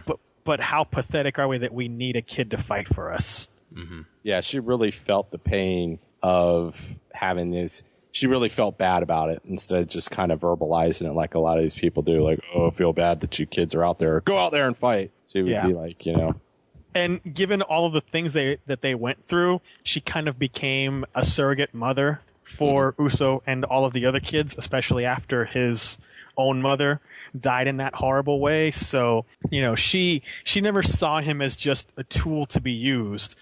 She always saw Uso and the other kids for what they were, but also had to realize, like, for as bad as I feel about sending these kids out to fight, we need these damn kids to fight. Yeah. And she didn't hold any grudges because she married an idiot that that if you're gonna commit suicide, make it count. Ram the bridge, not the tire. His death was brought to you by Goodyear. Pretty much. Vulcanized. Space Goodyear. All right. Anything else, Chris? No, not now. Okay. We all know where I'm going on this. Go ahead. Bad. The original besmircher of the Red Zaku. Oh, no. Frickin' Luna Maria Hawk. Woo! Oh, my God. Not only is she just a stupid character that's just love-struck with everybody, but then you have to she's one of the elites. Mm-hmm. She's one of the elite pilots of Zaft. It's like, I know they just had a war 2 years earlier, but my God, really? And the thing about that is, and yeah. I know what you mean, but it's kind of doo-doo, The red jackets are just like, you did cool in school, but this doesn't necessarily mean that you have any real-world skills at all. But we'll treat you special. It's sort of like the high school football team jacket. Yeah, or Nice. yeah, exactly. That varsity jacket. Honors classes in high school don't mean that much. Yeah. So, but I mean, there's still the impression that but still, just a bad character, always getting having to get bailed out on the battlefield. Was so bad that she even needed Shin's transformation scenes because she couldn't do it right herself. Well, she needed all of his stock footage. Stock footage and everything. And I mean, my God, all she just ended up being was just love struck. I mean, for somebody that's supposed to be a fighter jock or a mobile suit pilot, really did not have the eye on the game. It's like, oh, there's Atherin, he's so dreamy, or Alex Dino, whatever the hell he was at the beginning. And the big contribution for her character so far in the Destiny HD, extra Pantsu shots. Yeah, exactly. Nice. Because that's all we came for. That or Mir Campbell's see-through 90 with nipples. So that's a big important change into terms of improving the story, right, guys? Well, I just put my pre-order down. Well, did that? Well, I don't think they're that far enough in advance. I was about to say, if it was in the exclusive Mir Campbell episode, right? 3 episodes before the final battle. Mm-hmm. No, they're only in the early 20s where Heine's about to die. So shit, won't be there for a while. That's a sad episode. And on the flip side, somebody that always kind of stands out for me is somebody from 08th MS team is Karen. Oh yeah, Karen Johnson. Because she was a very capable mobile suit pilot. I mean, she wasn't the greatest, but she could hold her own. Plus, she had skills as being a medic and stuff. And then you had kind of that whole situation that kind of makes sense in wartime where, what was it, her boyfriend or husband, I can't remember what he was, her fiance or something, got killed in the war, and I guess she just joined up because of that. Mm-hmm. So, I mean, that's kind of a real world thing. And, she was attractive and stuff, but, she was still kind of respected by everybody for her abilities outside of, being just a chick with a bunch of guys and attractive and stuff like that. So it's like, they're kind of polar opposites of each other. And I mean, shit, she did it in just a normal GM or, kind of souped up a little bit, but, still didn't end up with a Gundam or anything like that. So I think she was the one, though, that ended up with the Gundam head, though, right? Yes. GM head. GM head, yeah. Yeah, that's right. So, but yeah, so that would be mine. Chris, go back to you. Any others, good or bad or both, or however you want to do it? I'm going to switch off from Gundam and throw out the entire female cast of Pat Labor. Oh, particularly Noah, Kanuka, Kumagami, and Shinobu. Yeah. Especially Shinobu. Absolutely. So you look at these characters and, say Noah, she's the cute little labor fiend, and everyone dismisses her because she's a cute little tomboy, and she shows that she has skills constantly. Mm-hmm. And she will beat down anyone or anything who dares to touch her precious Alphonse, and she has a dedication to get that job done. Yep. Or you look at someone like Shinobu, who has to deal with all sorts of things like incompetent superiors, inferior resources, pretty much the entire series until the very end, and has to, get involved with all of Goto's crazy schemes and figure out some way to come out on top without getting fired. Yeah. Another day at the office. Yes. And Kanuka, you don't mess with Kanuka because she will mess you up. And she gets one of the my favorite lines in Mecha anime in Pat Labor, the first movie, when she's flying into Japan and says at customs when someone asks her like, "Oh, are you here for business or pleasure?" She's like, "Combat." Combat. That's not on the customs form. Of course, that was pre 9/11. Yes. Well, you can pull that shit off. Yeah. Put the damn airport on lockdown, as she said that.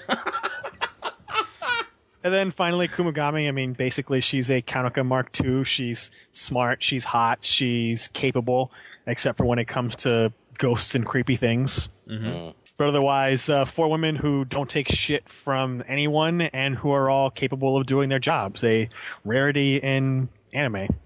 Yeah. Now, for those who don't know, there's a long running test that's out there called the Bechdel test, and basically, I was wondering if you don't know about it, you can look it up on Wikipedia at BECHDEL. Basically, the rule is an unnamed female character says that she only watches a movie if it satisfies the following requirements. It at least has 2 women in it who talk to each other about something besides a man, and I was wondering if any of those women from Patlabor passed that test. I think that at least some of them do. Oh, absolutely. Yeah, Noah most definitely, and I believe Shinobu. All 4 of them passed that test. Oh shoot! Yeah, they actually do, and I think they're probably some of the few lead females or females in any mecha anime that do. I can't even say that about a lot of the females in Gundam at all that passed that test. Even a character who I hold a high standard to, and I know Chris does too, Mako Mori in Pacific Rim. She doesn't quite pass that test, although she's one of the best female lead characters in anything mecha related in a long time to come along. So, but yeah, I was racking my brain trying to figure out if there's characters outside of Patlabor that passed that test, and I can't think of much. Chris, anything else? What terrible? If you want, or are you good? Or I mean, I'm good for now. I can't think of anything terrible offhand. But come on. You don't have to do. Yeah, you don't have to do one or the other. So I was just wondering if you were good, Soul Bro. Well, I brought that up because I'm thinking of a lot of the strong female characters that have shown up in different Gundam series. I know one of them is I'll bring up one of Neo's since he can't bring it up. Sailor Mass. Why would you bring her up if I can't speak about her? That's the whole idea of none of us speaking, because it doesn't make any sense. Yeah. All right. Well, I will pass over it then. Well, how about Kasuya? She is a whole different ball of wax. I know we can't talk about Haman, but we can definitely talk about her predecessor. And Kasuya, she had her agendas, and she was a very clear-thinking woman, and she had her idea of as to what she wanted the outcome of the war to be and her role in it. And she was able to manipulate people, and not only her own soldiers, but also her own family in some ways as well. And I admire her character a lot. I think more so in the book than in the TV show, but I've always liked her character, and even though she's on the antagonist side, I thought better of her than most of the other Zeon characters, to be honest with you. Well, she called Char out on his shenanigans, she did. even in the movie and the TV show. I mean, saw that from a mile away. She put his balls in a vice, man. She had him under her lock and key for a little while in the show. So until, of course, he paid her back with a bazooka. But before that, man, she was handling business, man. She even killed her own brother, and in a gangster fashion too, man. She is not to be trifled with, and I always think of her as kind of setting the standard for female masterminds in Gundam series. Well, I mean, she's a pretty interesting character because, I mean, the thing is the zombies are basically male dominated. Mm-hmm. But she's just as devious and conniving and scheming as Giran is. Right. And, and people kind of just don't take her lightly. And more open-minded because she saw the importance of new types and that they were the future, whereas he was just, obsessed with, like, supervillain mega weapons. Mm-hmm. Yeah, and you get a feeling that if she was kind of in his position that the whole war of independence for the Zeon probably would have went a little bit differently. And, she was open-minded on the new type thing. And they don't go too much into her politics or anything like that, but you can definitely see that she really, outside of everything, sees that this guy is just up to no good. I mean, it's just complete power and subjugation grab is what he's trying to do. And, I mean, she's a pretty strong one, and it'd be interesting if if she was written in that show, not in the 70s, you know, how maybe like if it was like written in the 2000s or 2010s, maybe how differently that character would be. Which has me interested in how she'll be depicted in the origin as it goes along. If you think about it, though, for the 70s, the way she's written is pretty forward-thinking because, you know, there's no romance in her life. We don't get any indication that she has any interest in any guys out there. All she cares about is, you know, her political power and building up that base and accomplishing her goals. So she's very goal-driven. Yeah. Rich is, you know, a lot different for characters at that time, but still. And even for these days, I mean, how many characters do we see like that? No. That aren't just, you know, preening over some guy and their brains turn to mush whenever that guy's around and, you know, all of that junk. You know, she just wants to accomplish her goals and get that power. Straight businesswoman, man. Pretty much. Because even the ones that, you know, we put off the table, they still had their romance fetishes. They did. So. Even that old Haman couldn't get enough of the Junkyard Kids, or rather the Junkyard Kids specifically. Nice. Yeah, the leader of the Junkyard Squad, the Junkyard Dog himself, Judo. But on the opposite end of the spectrum, I would say, and this is not in a bad way, more so than in a maniacal way. Another kind of a villainess, I guess I'll put her in that category. That is a character to actually, you know, watch the trajectory of is Katajina Luce from Victory Gundam. Holy shit!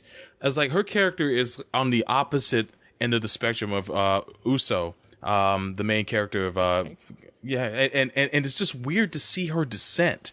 Like you see her start out as an average girl, kind of a spoiled daughter of a rich local businessman, and then as you know the shit hits the fan and all these characters get displaced, all these kids get displaced on opposite sides of the conflict, you know, she pairs up with some bad people and she learns the ways of the battlefield, and she finds her talent in being a mobile suit pilot and being very very cruel and vindictive and manipulative, and she becomes a scary character by the end of Victory Gundam. I can't believe how demonic she becomes.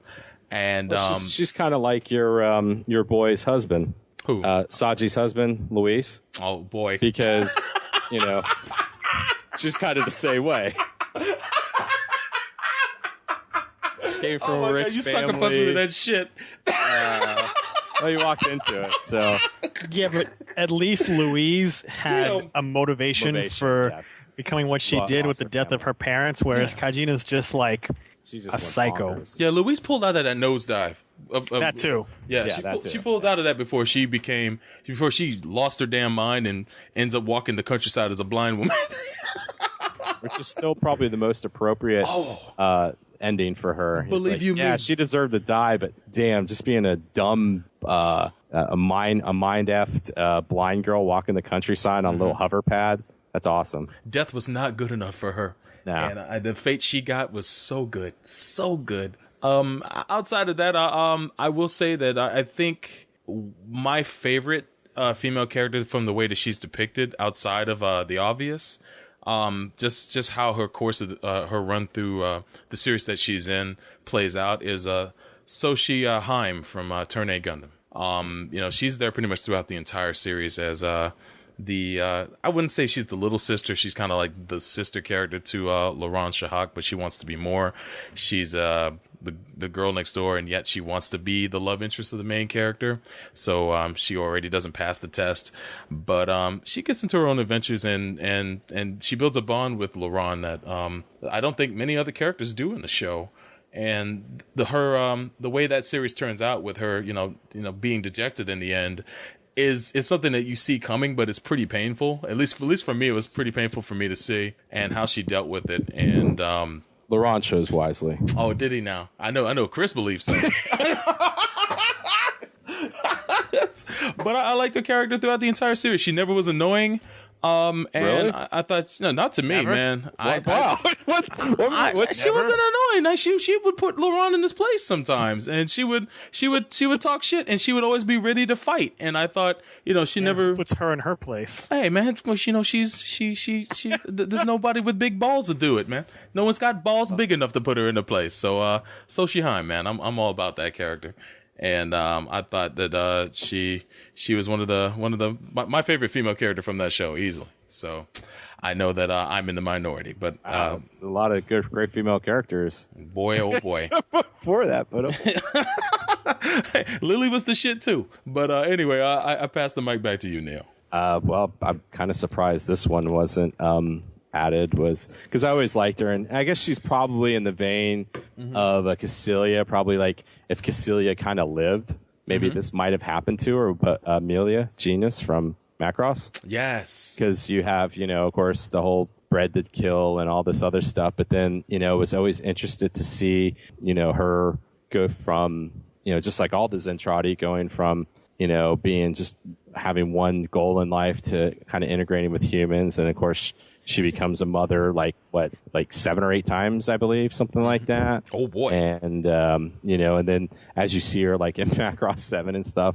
completely different than what you remembered her in Super Dimensional Fortress Macross, where she was just like a fighter jock, and she still kind of got that in 7, but here she's trying to be like the mayor of the city. And, I kind of like that because it kind of showed a transformation of a character, throughout a timeline, throughout a universe there. And it's like, it's something that we always kind of don't always see, even when we have like these multi-generational things where, it's like, yeah, she went back a few times to be a fighter pilot in 7, but in the end, she was still just kind of, she was older. She was a mom doing her, her political duties and stuff like that. So I thought that was, I've always liked her. I kind of, I thought that was a great representation. And once again, one of these situations where, from the early 80s and stuff like that, kind of an interesting way of depicting a character. So, that would be one of mine. Chris, she's come a long way from that shitty knife fight. That poorly animated knife fight. Well, I mean, you outsource work with a day and a half to do something. That's what you get. Shout outs to Anime Friend. You have to remember this is pre the time of sending it electronically. This was probably, they had to do it on cells and do film, and probably had to like FedEx it or something like that. So who knows how they did it back then. But it wasn't just point, click, send. So, but Chris, any other females of note? Bad, good, indifferent? I think for me to wrap up some good characters, I'll do a cyberpunk doubleheader. And both of these pretty much don't require any explanation. The first being Major Kusanagi, and the second being the Night Sabers collectively. Yes. Yeah.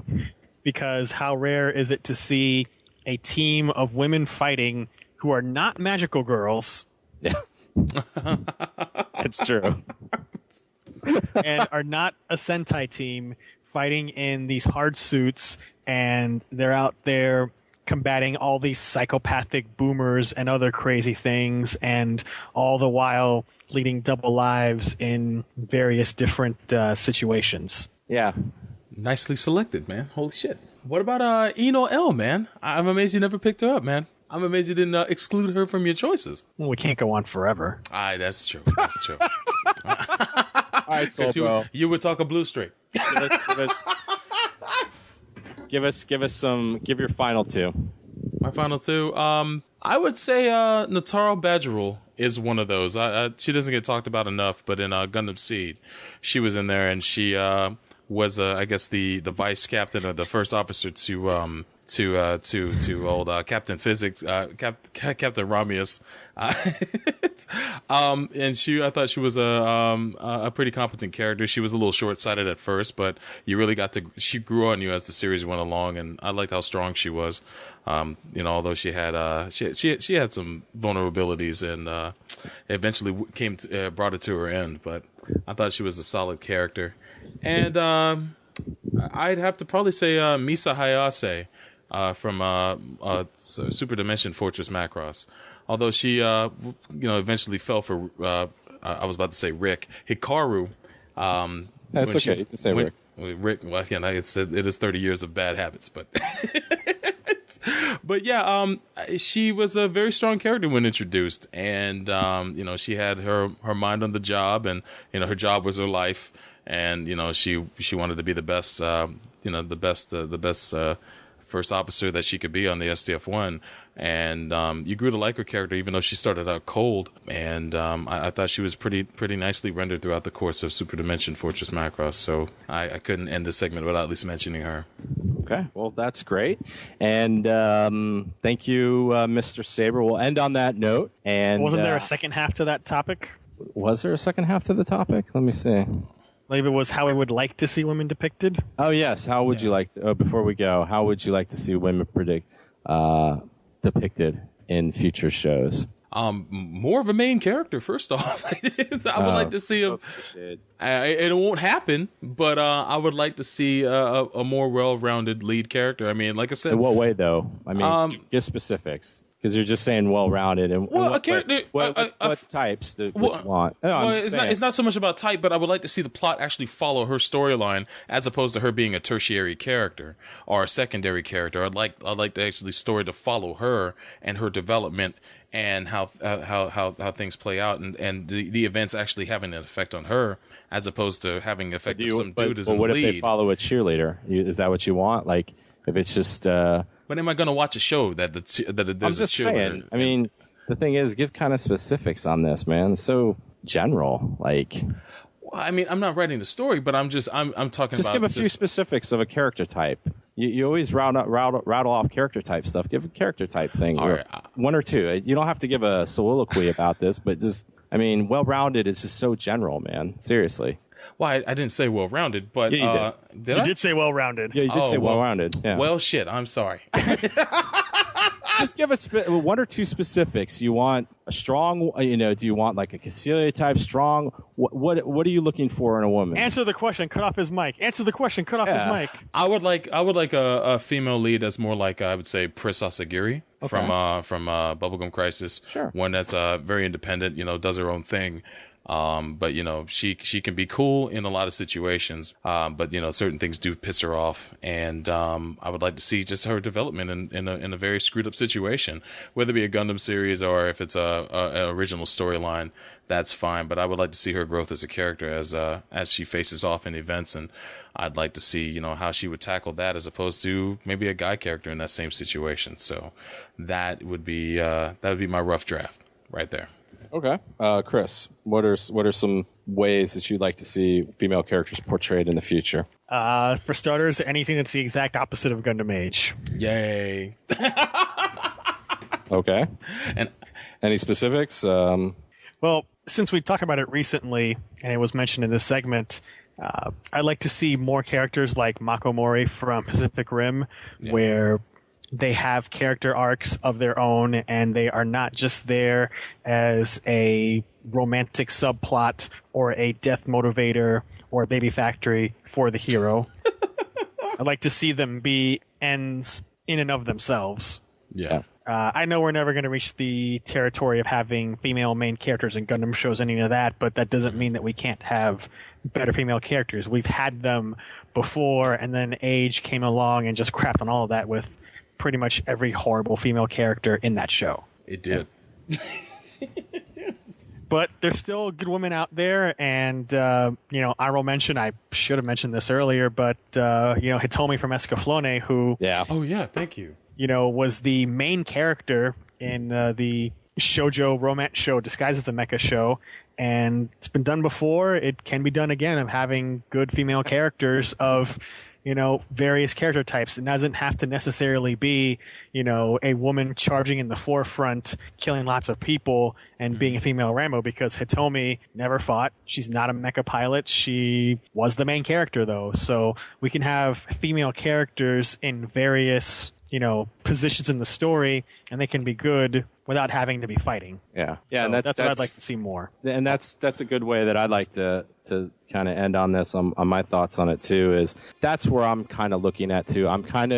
I understand there's always, whenever you have a man and a woman and any type of story, there's always going to be some type of attraction, stuff like that. But especially when we're dealing with these stories that are like end of the world, like a lot of these mecha shows end up being, I'm with Chris where it's like I enjoyed seeing, and I know Silbro mentioned it too, I enjoy seeing it where they're just not the death motivation or, hey, we beat everybody at the end. Oh, now let's just kiss because now we can go off and, have a life together. And the other thing I'd like to see is I'd like to see really skilled, especially if you're going to do like pilots or something like that. I'd like to see them being really skilled, but they don't necessarily have to be like a bitch on wheels. Like, when they're in the off time, maybe they're joking around with the guys and stuff like that, but then they're very competent. As what they do, because sometimes there's like an extreme. It's like, oh, okay, she's a badass pilot, but she won't talk to anybody, and she's just a bitch, and blah blah blah. And it just, it's like, God, this just gets to be so cliched, and I don't think that's fair to, in a way of depicting women, because a woman can be a very good pilot or a businesswoman or something like that, but they don't have to be a bitch on wheels to people in their daily thing. And I think following that balance or finding that balance would help. But this is Japan, so I'm not going to hold my breath. So any last thoughts, guys, before we close this out? Yeah, I think you're onto something there, sir.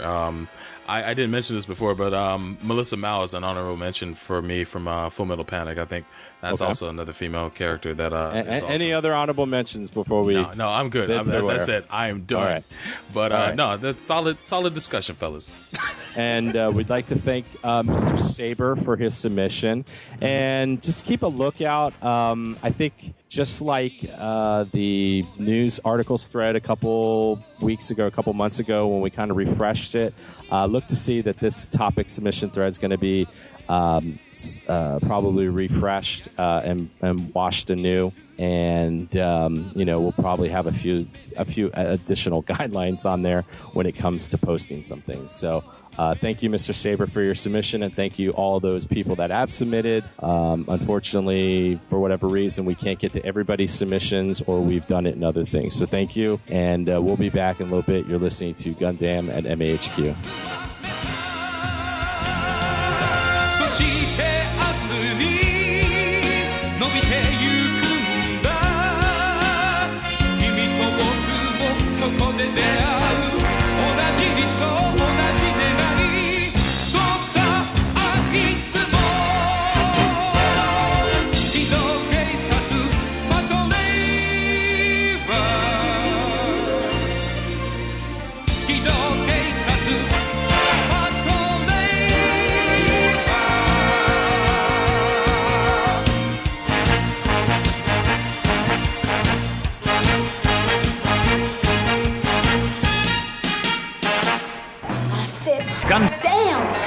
'Gundamn. I thought they smelled bad on the outside on upcoming superhero movies. Scott, I'm going to punch you in the face. Why? Because there is another movie that we must discuss. Oh, what's that? Man of Steel. Oh, Man of Steel. Okay. Wait for someone to say that. Here's my thoughts on Man of Steel. It's Zack Snyder directing Kryptonian on Kryptonian violence. And as much as I'm annoyed that they're recycling a Superman villain we've already seen on screen, and that there are plenty of Superman villains we could talk about. But he was the best Superman villain. This is going to be the best Dragon Ball Z movie ever. I have no frame of reference for Dragon Ball Z. Please check our website at sbopodcast.blogspot.com.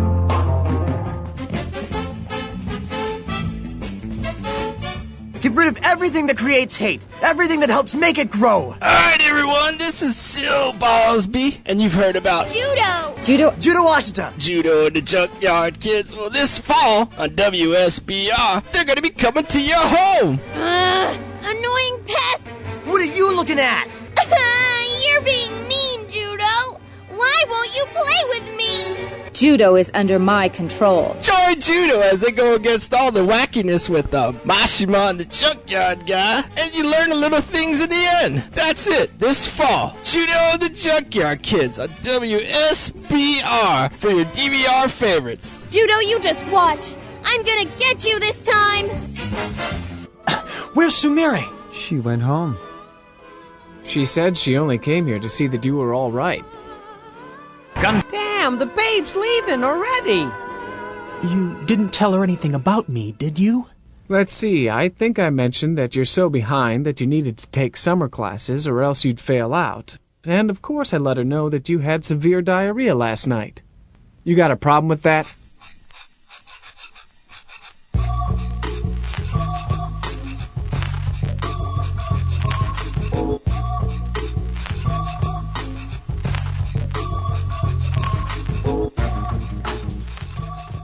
Welcome back to episode 130 of Gundam at MAHQ. In this episode, we had two subjects, and the first subject was us reviewing Gundam Age Memory of Eden, the OVA series that recaps the love story between, I'm just kidding, the conflict between Awesome and Zahart throughout the course of Gundam Age. And the second subject we discussed was submitted by Saber, and he wrote to us asking us about the roles of women in mecha anime and how they've been well depicted and poorly depicted. Before we close out this episode, we have to open up the mailbag for some questions, and I pass the mic over to our Postmaster General himself, Chris. All right, well, we take your voicemails at 305-792-8324, which will be skipping over this time because we're running a little bit late. We're just going to jump into the regular mailbag, which you can drop a question for in the thread on mechatalk.net. Our first question comes from Cult Classic, who says, hello. Of the other two members of Gundam, you either have to kill one or marry one. What do you choose? Also, of all of the Gundam pilots, who would you marry and who would you kill? So, out of you two guys, I'm going to have to choose kill Sobro just because it's a shorter drive. Indeed. So, simple as that. Well, kill Sobro, marry no one. No, I'll kill you, then marry Emma just to rub it in. Oh, you bastard. Oh, when did she become a member of Gundam?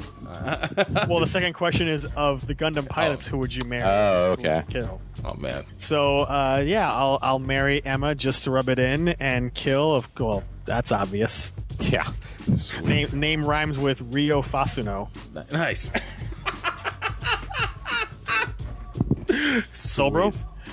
For me, I would, if I had to kill one of you guys, I could kill Chris, but I would like to go to. I mean, I'm the shorter drive too. So. Yeah, you are the shorter drive. I have to kill you because I don't got a lot of money.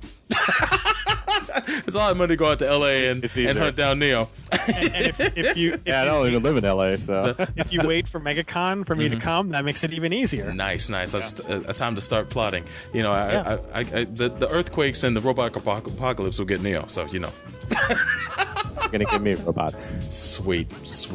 And as for pilots who I would marry, well, that's obvious. Who I would marry and who I would kill, probably what's her face? That dumb. She didn't pilot the Gundam though. I'm now forgetting her wretched name. The girl from Char's Counterattack. Damn it. Quest? Yeah, Quest. But she didn't pilot the Gundam, did she? So she's not eligible. So doesn't have to be. You're killing somebody, so it doesn't have to be a woman that you have to kill. No, you're right. So I would probably kill what's his face? Shin, because he annoyed me. Poor Shin. Poor Shin. I would kill both of you. Nuclear strike to Florida. Sweet. Probably, if I blew up Florida, it'd probably solve a lot of the world's problems. Nice. But then no more Disney World and Universal. Hey, we have Disneyland. And Universal. Disneyland, don't compare. I know, don't compare. I was just saying. Well, they probably have a radioactive blast shield, anyways. They'll be like, oh. They have all that contingencies. Probably something from like the Cuban Missile Crisis that was built. Plus, Neo's getting new Asgard. beachfront property. Yeah, exactly. Blizzard Beach, all over. Awesome. Of all the Gundam pilots, I'd have to.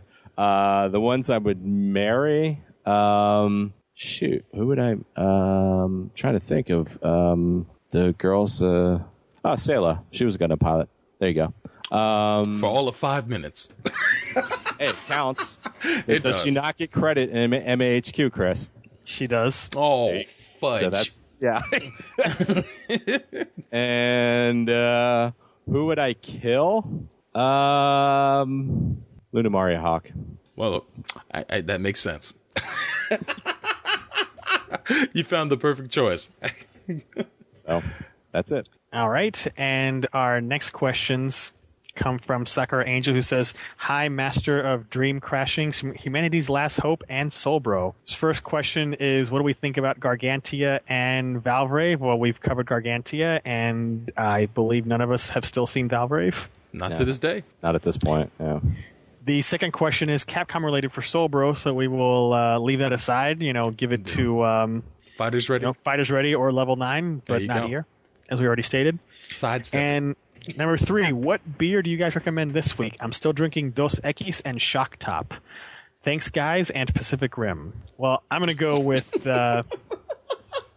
my good standby this summer, Samuel Adams Porch Rocker. Get it while it's still around, because all of the summer beers are suddenly replaced by the fall beers. So you might have to dig for it. Not too bad. I haven't been drinking that much beer lately, but if there is one that I would recommend, it would be I bought some not too long ago, my good old Icelandic porter, Einstock, the Vera Vikings, because it's got a Viking head on it. So it's very good. If you like a porter, it's very muy delicious. So nice. And I don't drink beer, but I would say Long Island iced tea. There you go. There you go. There you go. Our next question also comes from Sakura Angel, which is, again, Capcom related. Question. So skip it. Maybe the old mailbag thread needs to be rebooted. Oh, damn it. Possibly. Yeah. I mean, it's okay. All right. Next, we have Yahtzee88, who has 2 questions. Number 1, this will interest Neo and maybe Chris and Sobro. What do you guys think if Serbay did a live-action adaptation of Dominion Tank Police? I really think he could pull it off. Lots of explosions and buddy cop-style comedy everywhere. It'd be like Bad Boys except with tanks, although Bonaparte can kick Gun Tank's ass any day. Oh, shit. Dare the you, sir, gauntlet has been thrown. That last... If I was in front of you right now, I'd take my little white glove off and I'd smack you across the face for a good old-fashioned duel. But yes, Serbay, buddy cops, explosions with tanks, authorize collateral damage everywhere. Mr. Movie, authorize this, budget, infinity. That is really the only Shiro property I would like to see him get his hands on. Outside of that, please leave Ghost in the Shell alone. But you think about it, all of the money wasted on a piece of garbage like the Lone Ranger, yes, could have let Serbay make an explosion-tastic movie like Dominion Tank Police. God, it would have been just amazing. He would do it justice, I think. Yeah, he would. I mean, granted, the acting would suck, but the explosions would be magnificent. How dare you, sir? Oh, hey, yes. it's okay. It's all right, man. It's yeah, the acting's so bad. Oh, sorry, Goofla Boof. That's the only. How dare you? How dare you, sir? Hey, good thing he's not in part 4. I know. That's why it's going to be an instant classic. It's already an instant classic. So there you go. All right. Question number 2: what Gundam uniform and pilot suits do you guys like or prefer? Which ones do you hate or can't stand? I know Sobro likes the Titans pilot suit because of M Machine, and I personally like the Zaft red uniform and Londo Bell pilot suits from Unicorn. As an extension, what non-Gundam and non-Macross uniforms and pilot suits do you like as well? Sobro. Wow, man, I need a moment. Damn it. I can do this very easily. Okay, go ahead. Uniforms. Yeah, the Titan uniform, the regular uniform rocks, especially the one. Who was the captain? That one captain that had like the long coat, kind of the Gotti. Like the Gotti. Yeah, I like that look. The Londo Bell uniforms that Bright was rocking in Char's counterattack. Yes, sir. Yeah. Christina's freaking pilot suit looked like she was ready to go race for the Williams F1 team. Nice. Yeah. I do like the Zaft red suit, but even better is the Zaft white suit. That's the one that really rocks. And all Macross uniforms and pilot suits, all all the uniforms of Leslie Miyamoto, all those. Yeah. And pilot suits, I can't really, nothing really kind of stands out too much because in the end, a lot of those suits all kind of, they're all very similar in a lot of ways. And it's not that any are bad or any are worse, but they're all kind of similar to me. So that's where I stand.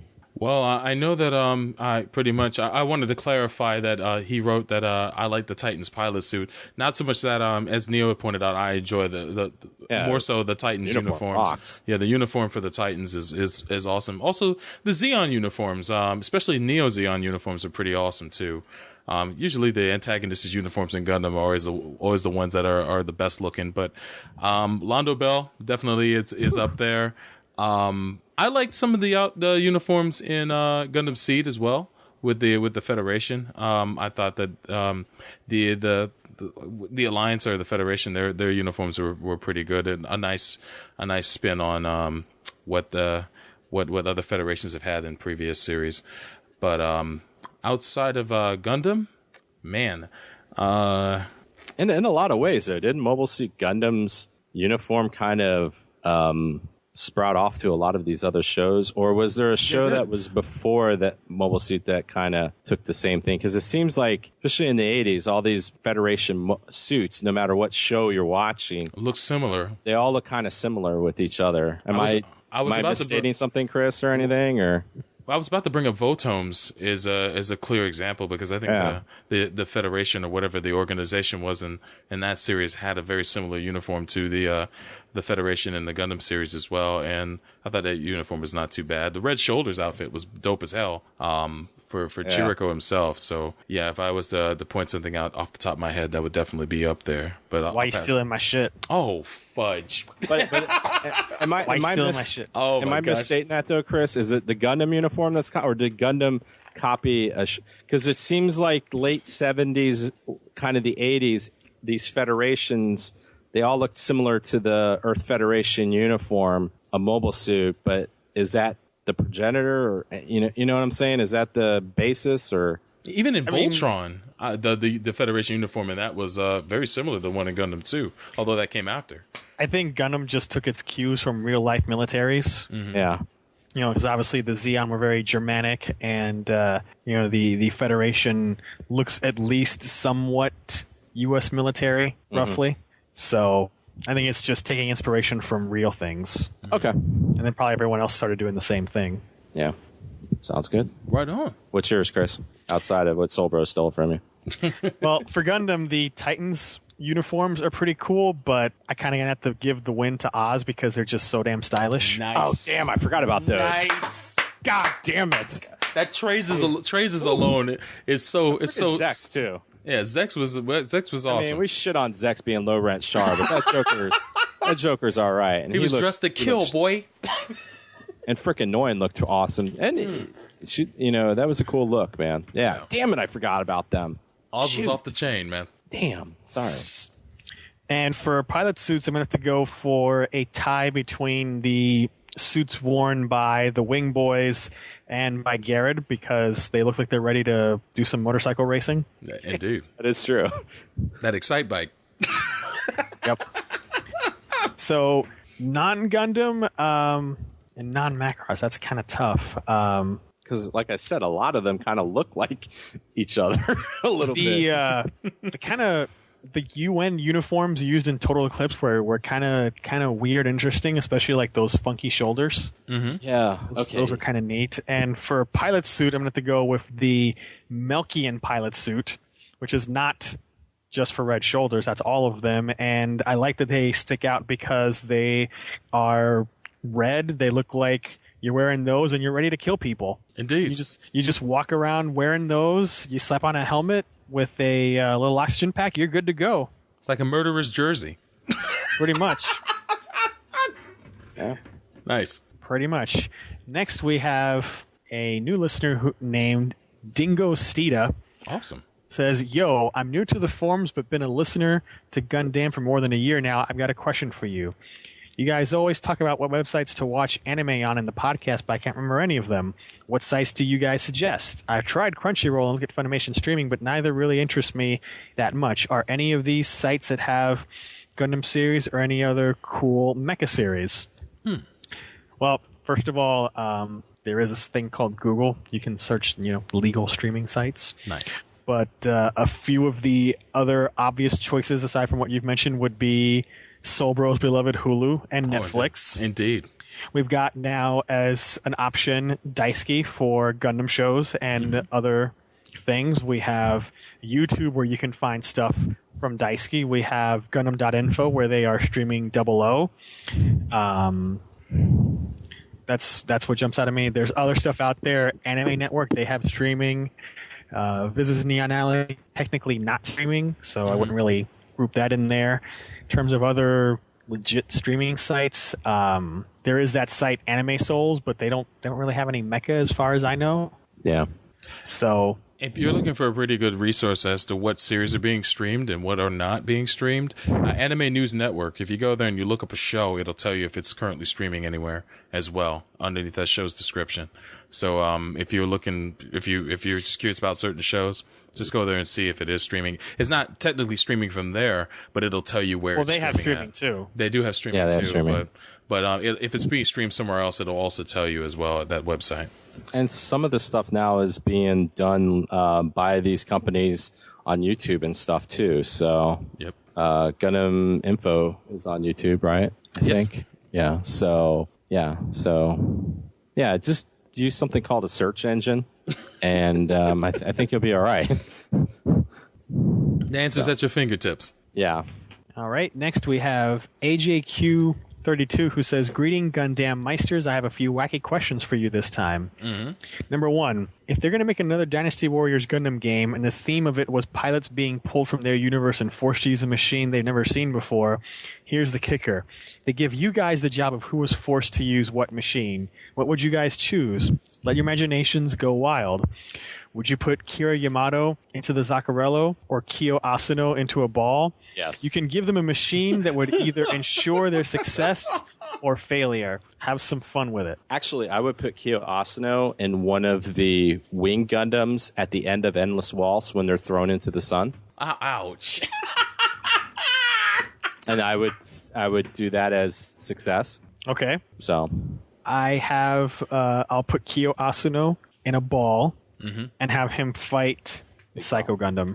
Oh, nice. Just he'll step on it like a bug. I thought you would say you're gonna put Kyo Asano in the ball and have a horde of big Zams play kickball with it. That's also a good idea. I would put Kyo in the Methus because that would just be a very short. Survive. How so? I mean, that's the most disposable suit. I mean, not everybody has Foz luck. Yeah, but the fact that but nobody ever died in a Methus, though. That's the thing. True. Yeah, that's true. Then I guess the ball it is. That's like a floating coffin. All right. Number 2. Now this one's getting dangerously into Capcom territory, but I'll allow it. This one's for Soulbro. What if they made a game that was Gundam versus Street Fighter, and the Street Fighters had mecha versions of themselves to pilot with all the same fighting abilities they have? What would your matchups be? Chun-Li versus God Gundam, Blanca versus Strike Freedom. Again, have some fun with it. May Grumpy Cat frown upon you. Nice. This is easy for me because I've always wanted to see it. I would like to have a Mecha Akuma versus a Master Asia in his Gundam Man. That would be what the world would explode because of all the power being your exhibited world through that fight. would explode. It would, Yeah. but it would be a battle that would rock the planet. That's for sure. I just don't understand that concept of fighting game characters and fighting robots. Well, I mean, like mechanized versions of fighting game characters. Like, there's a game called Cyberbots, and in it, there's actually a Mecha Akuma in that game. So, if you take that concept where they took a character from Street Fighter and made a mech out of that character, then they could do that with any other Street Fighter character and make a game based around that, and that would be neat to see. But that would be the matchup I would like to see right off the bat. All right. Next we have EA Net Dude who says, now that Pacific Rim is released, what does Troll think about the film? Oh, Troll's alive? Oh shit! I don't know where he's even been. Oh. I don't think we do we want to know what that guy thinks of the movie? Nah, F him. that guy. I'm sure it's not nice, whatever it is. He drinks up all your beer. He poops in your bed. I'm glad you got him out your house, Chris. We don't want him. And our last questions come from VF1S Valkyrie, who says, "Hello, Gundam crew. Number one, while browsing a Japanese import site, I noticed that the Age Blu-rays have English subs. Do you think having English subs will be a standard feature on Gundam or anime in general Blu-rays, or is this just a fluke?" It's something that's becoming a bit more common, but I wouldn't expect it to be something that you're going to be seeing all the time or as a standard feature. In the case of Age, it's just the same old subs that they had on YouTube for Southeast Asia, so nothing special there. I can't think of too many shows that even do this and do that in this day and age. Besides anything that does simulcasts, and not even all of those come out on Blu-ray with subtitles.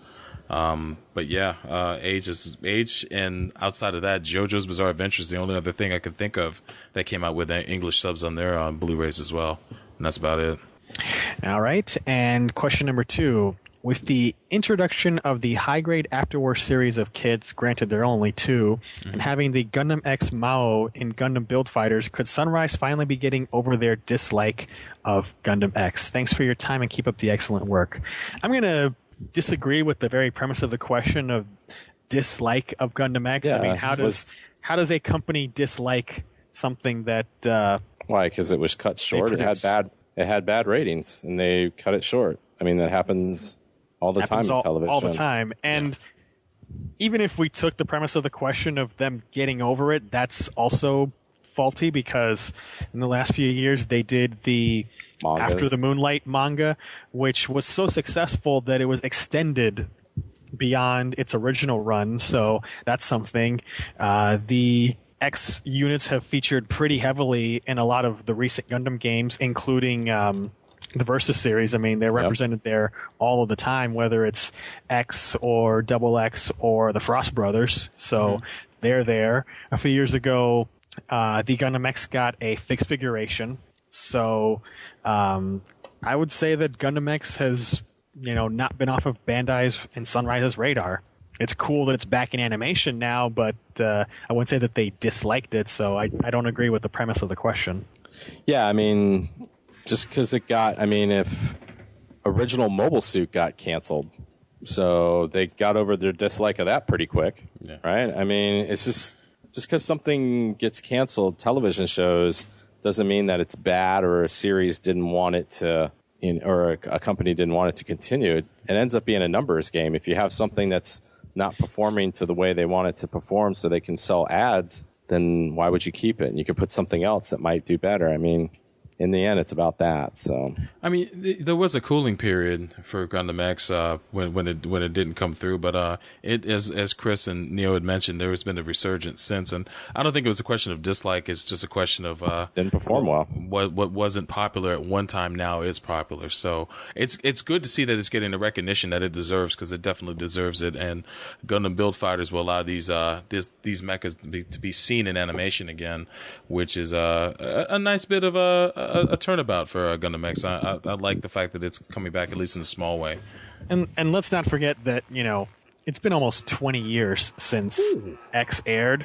Goodness. Yeah, dating ourselves here. Yeah, no doubt. So, the regimes in these companies change over time, and as the popularity of the series has grown throughout the years, it's not going to be seen as the black sheep it might have been before. So attitudes change over time, and the fact that it's represented more now and is seen better amongst the fandom is really not a surprise. People's attitudes change as the years wear on. Yeah. I mean, it happened to Turn A too. A long time ago, a lot of people didn't like Turn A, and now everybody loves Turn A. Everybody. You meet a Gundam fan, and everybody loves Turn A now, but like 6 years ago, it was like, oh, Turn A was so bullcrap and didn't, whatever. But like Chris said, people's things change. So, yeah. Nice. Yeah, you got to be careful. You got to be careful phrasing stuff like that, because he said dislike. He said they had Sunrise had a dislike. Yes. Like that was a known quantity. Like we knew that they disliked him. It's hard to say. I don't think you can say that. And that will wrap up the mailbag, so keep those questions coming, and I'll turn it back to Sobro. All right. Well, any last words, gentlemen, before we close this episode out? No. Well, it was a well, damn. All right. Well, I just wanted to hype up the Gundam fan chat for you guys that don't know. Nasty Nate, one of our devout listeners, and also the host of the Gundam fan chat, has been putting out episodes recently. I think episode 7 just dropped recently, and that you can find at Gundam.net. And I sat down with him to record some of our thoughts on Pacific Rim just recently with him and many other listeners of Gundam. So that episode should be out soon, and you can also find that at Gundam.net as that drops as well in the coming weeks. But many shout outs to him and everybody who's been on the Gundam fan chats over the last couple of sessions. And thank you guys for participating, and I hope you guys continue to do so. Outside of that, definitely peep these websites. Head on over where the magic happens. MAHQ.net. That's the Mecha and Anime headquarters. Also, make sure you visit Gundam.net, the official website for the Gundam and MAHQ podcast, and where you can download and find information on this episode and our entire back catalog. Join in on the conversation at mechatalk.net, where you can also find official forums for Gundam, where you can submit questions, topics, and reply to anything that we said in this episode. All other links for Gundam at MAHQ can be found at about.me/Gundam.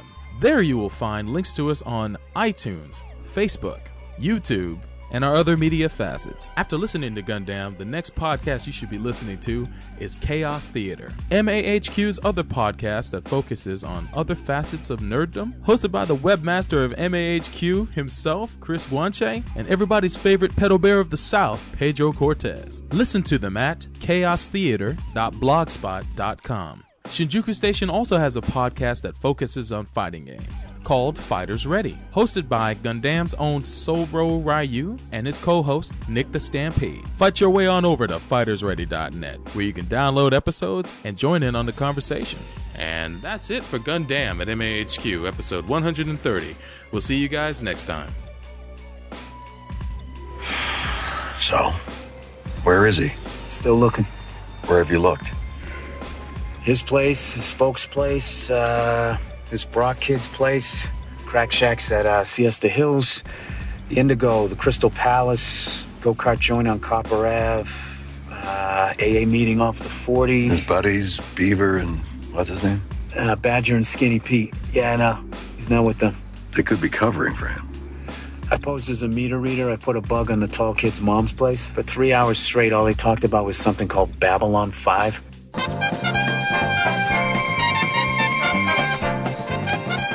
Gundam at MAHQ is a Shinjuku Station and MAHQ.net joint.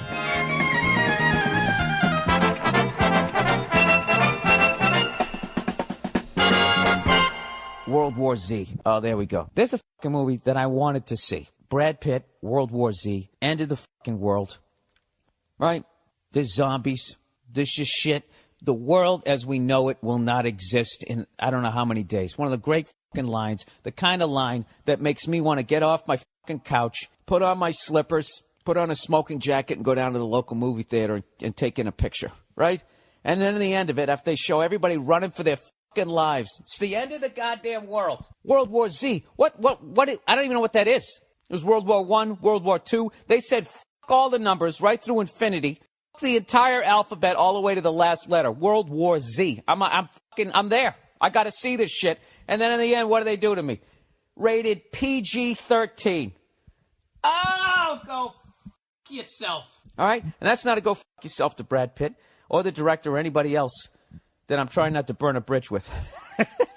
I know that was a rated R movie. In fact, I've heard that it was, and they fucking took the knees out of it and they fucking drag it down into PG-13. All right? I don't give a fuck who you are. If the world is ending and you're getting chased by zombies, you're not running around going, oh, golly gee, oh, heck, criminies, oh, Jiminy Cricket. And once every 10 minutes you go, oh, shit. You don't. It's the end of the world with zombies. From the beginning, once they discover there's zombies, to the end of that movie where they hopefully solve the problem, should be a bunch of people wait, 85% of the people going, what the fuck are we gonna do? I got fucking zombies. And then the other 15% should be grabbing them by the shoulders, going, for Christ's sake, get a fucking hold of yourself. Right? That should be most of the dialogue in that movie. But now it's PG-13. You know what's funny? I actually tweeted. I have to admit that. I hang my head in shame, but I did tweet. And I do still consider myself a man, even saying that out loud. Say it again, Bill. I tweeted.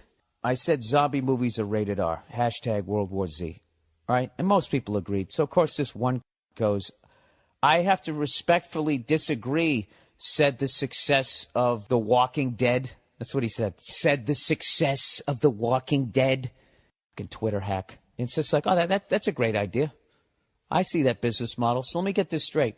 I'm going to spend over fucking $150 million of my money making a zombie movie, and I'm going to make it no more fucking crazier than what people can sit at home on their couch and watch. That's what the fuck you're telling me? That's that right there. That's your business model. That makes sense to you. Forget about all the cunts who are going to steal the movie anyways. Or just, man, I'll just wait a few weeks and then I'll watch it on fucking whatever, right? You want to get them out? You want to get them excited, see? To come down and go see the picture. In a big screen. Get themselves some popcorn sitting there with their best gal. Right? Why the fuck would you make a PG-13 zombie fucking movie? Could somebody, for the love of God, explain that to me?